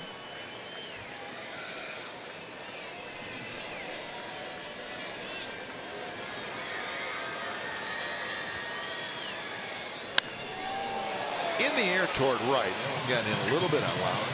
So Moncrief comes in. Now goes back a little bit. He makes the catch. So a good battle, but Crick wins that one. Make sure you join us tomorrow. The A's and the Giants will continue this 4-game series. 2 home, 2 away. It'll be Samardzija and Minaya. Very good pitching matchup. Our coverage begins at 6 p.m. with A's pregame live. You can now stream the A's on the go with NBCSportsCalifornia.com and the NBC Sports app. Who is that? Doesn't even look like him, does it? Superimpose a beard on him. Tighten up a little bit. So Minaya and Samardzija.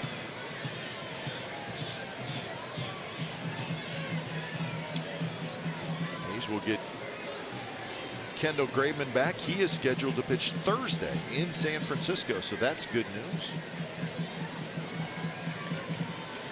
Good buddy traded to New York. He and Sonny Gray very close friends.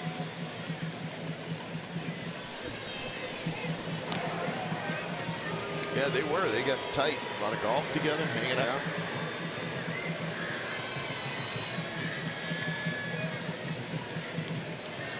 Sonny was supposed to pitch originally yesterday and then move back to today, so it'll be interesting to see when he gets on the mound for the Yankees. Somebody said Thursday in Cleveland against the Tribe. Okay. Yeah.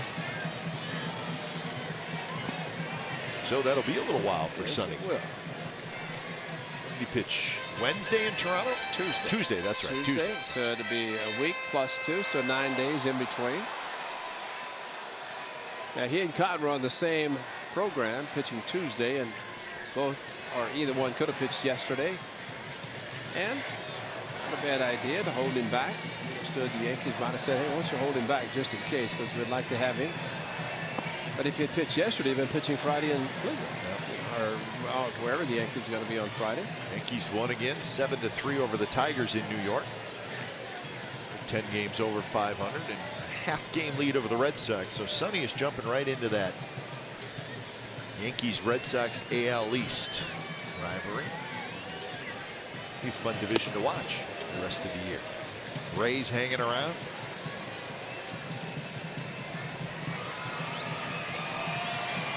Red Sox won at home against the Indians 6-2. Red Sox are the #1 wild card.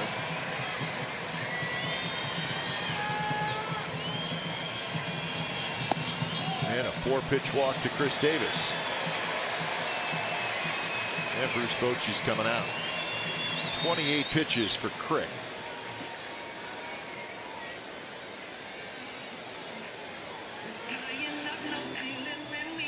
So 2 on and 2 out. And when it's time for change, think Speedy Oil Change and Auto Service, your trusted oil change tune-up and brake experts.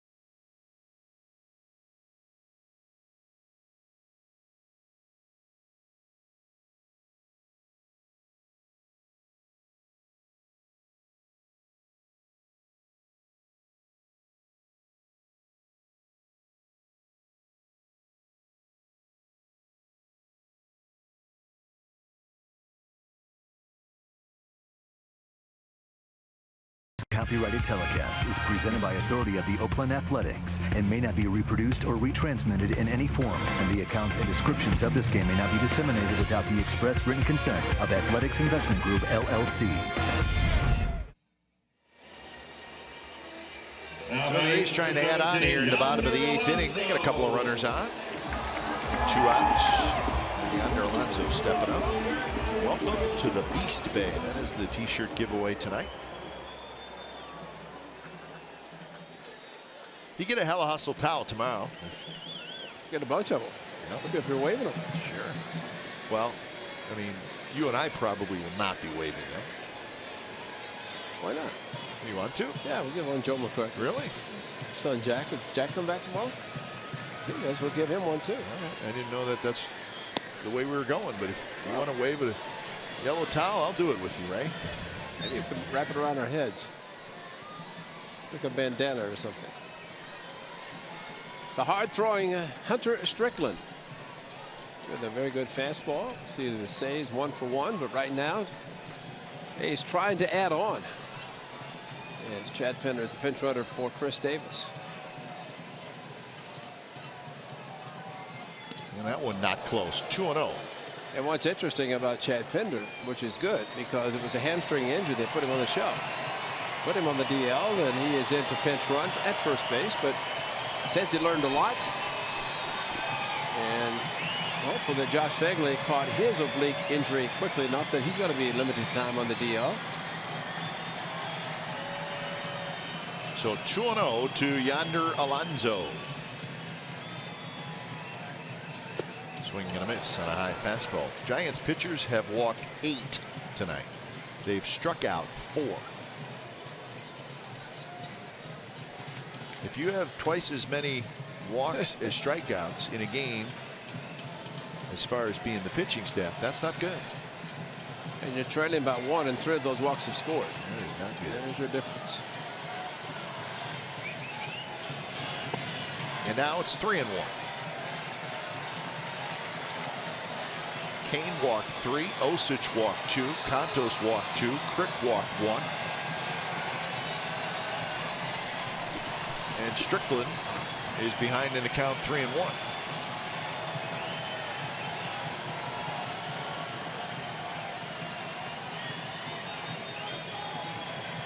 And not close. So make it 9 walks in the game by Giants pitchers, and now the A's need a big hit to really pad their lead. And a perfect guy coming up to do exactly that, and Ryan Healy.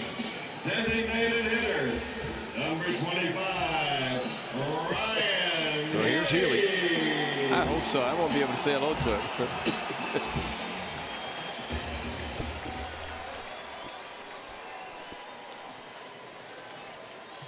So Healy, a base hit back in the 3rd inning.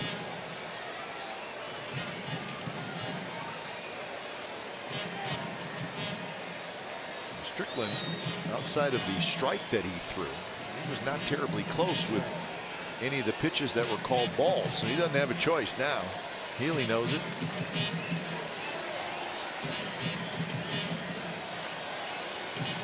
First pitch, that's a base hit left field. 1 run scores. Here comes Pinder. The throw to the plate is late, and Healy comes through with a big 2-out, 2-run single, and it's 8-5.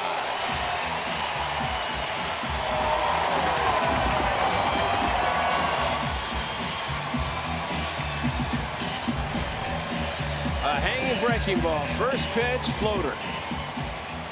And a good fastball, but it went slider first pitch, and just like he did in his first hit of the game, that was back in his second at bat, in between 3rd and short. And there's Chad Pinder. Hamstring must be okay.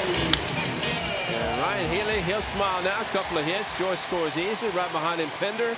With the head first slide, get the hand in early. Going under the tag by Hundley. And a big hit. So here's Maxwell, and he takes outside. So now 4 walks have scored.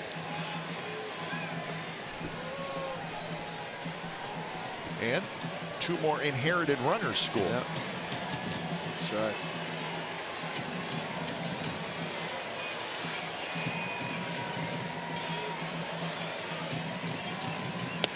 in there for a strike. Maxwell is 1 for 3. Walk and a double, and he has scored a run.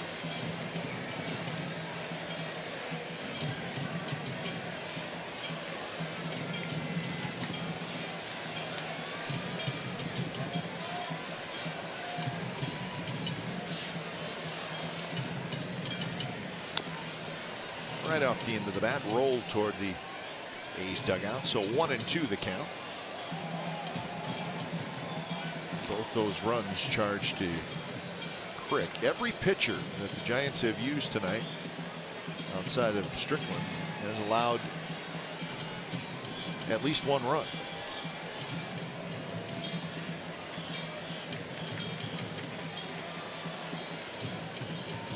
Kane, Osich, Cantos, Crick, and now Strickland. 1-2 pitch. Fastball swing and a miss, struck him out. 2 big runs for the A's thanks to Ryan Healy. He now has 60 RBIs on the year. 9th inning coming up. A's 8, Giants 5.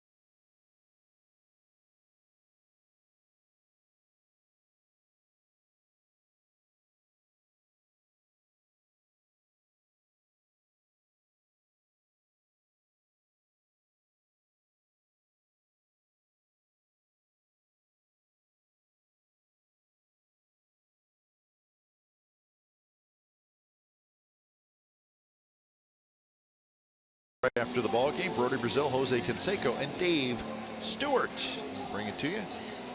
Marcus Semien with a grand slam. That was in the 6th inning.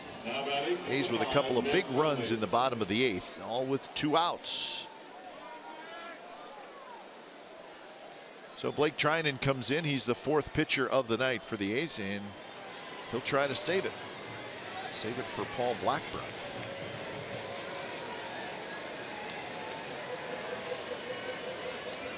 Treinen does not have a save with the A's. He had 3 with the Nationals.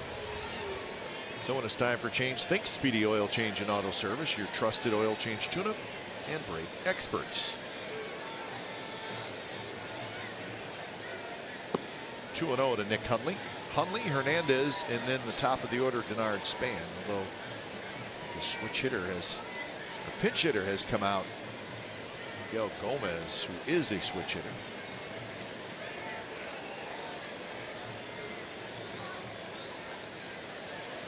Not close. 3-0 Hundley. So Joyce is in left. Pinder stays in, and he is in right field.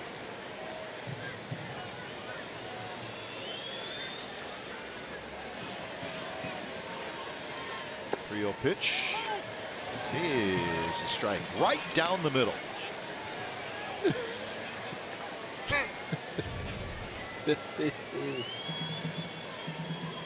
Started down the middle.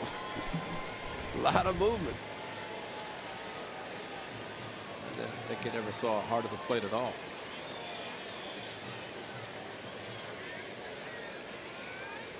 So 3-1 to Hundley. And that one is right there, 3-2.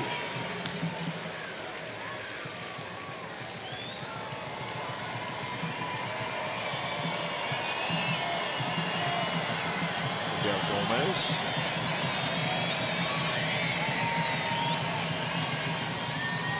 Payoff pitch, here it is.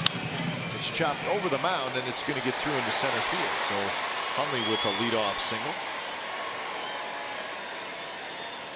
That is hit number 11 for the Giants. The A's have 12. Well, 3 in a row, kind of the same place, except the last one didn't have much movement on it. The 3-0, the best moving fastball that caught the inside corner of the plate, according to Paul Noward anyway. Your attention, please. For San Francisco, number 52, Miguel Gomez. This is Miguel Gomez, a young player, called up a little while ago. He is a switch hitter. 6 hits in 22 at bats, couple of doubles, couple of RBIs. He's an infielder.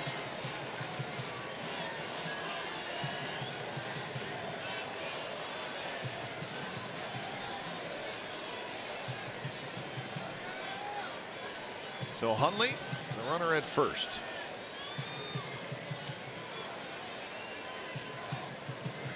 First pitch to Gomez in there, first strike. Good pitch by Trinan.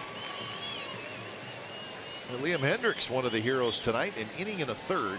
Couple of strikeouts. Got Posey to end the 7th. That was maybe the biggest out of the game for any of the A's pitchers.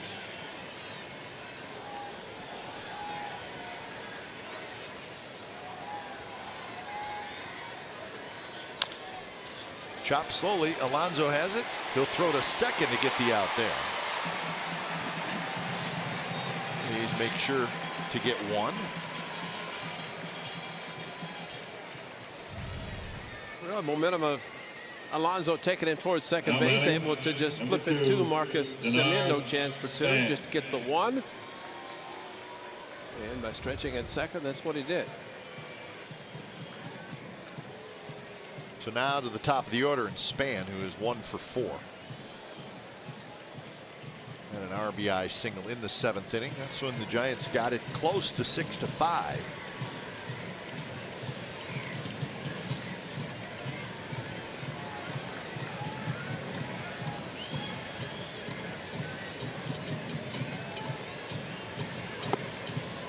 A little bit outside. Span almost swung at it. You can see where Trinan can be outstanding, but also so much movement on his fastball, maybe taking it out of the strike zone. Control the movement, which sometimes is difficult. Just kind of throw it in the middle of the plate and let the movement take it wherever it's going to go.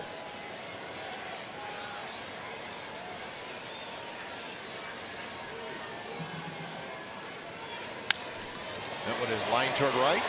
Pinder with a nice running catch. Big play.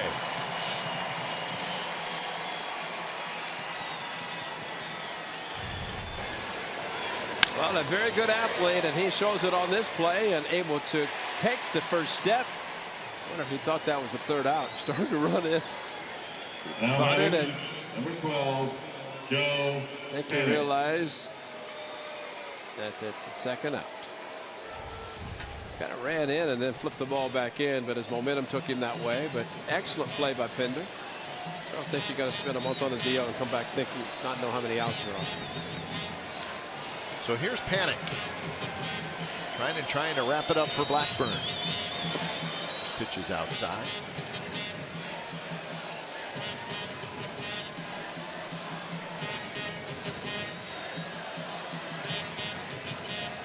Blackburn went 6 1/3 tonight. A chance for his 2nd win.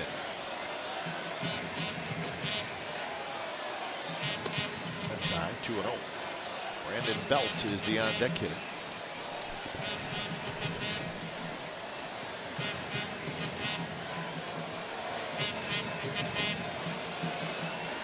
So the Kings will face tomorrow Jeff Samardzija.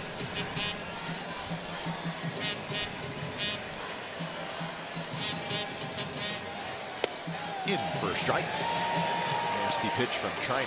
Lots of movement.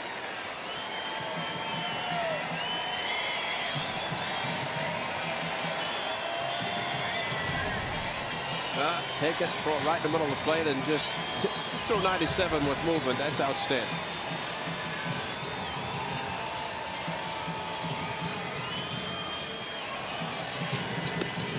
Pitch, strike, 2-2. Panic thought it was a little bit high.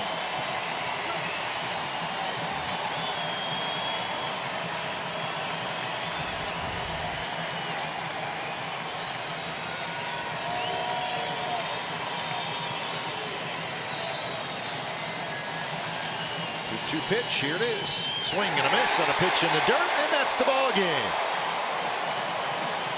So the A's take game one of this 4-game Bay Bridge series. Blackburn gets the win. He's 2-1, and Blake Trinan gets his first save as a member of the Athletics. Time of game was 3 hours and 26 minutes in front of a great crowd, 38,391. Final score from the Coliseum: the Oakland Athletics 8 and the San Francisco Giants 5. A's Post Game Live, presented by State Farm, is ready to go from the studio. Here is Brody Brazil.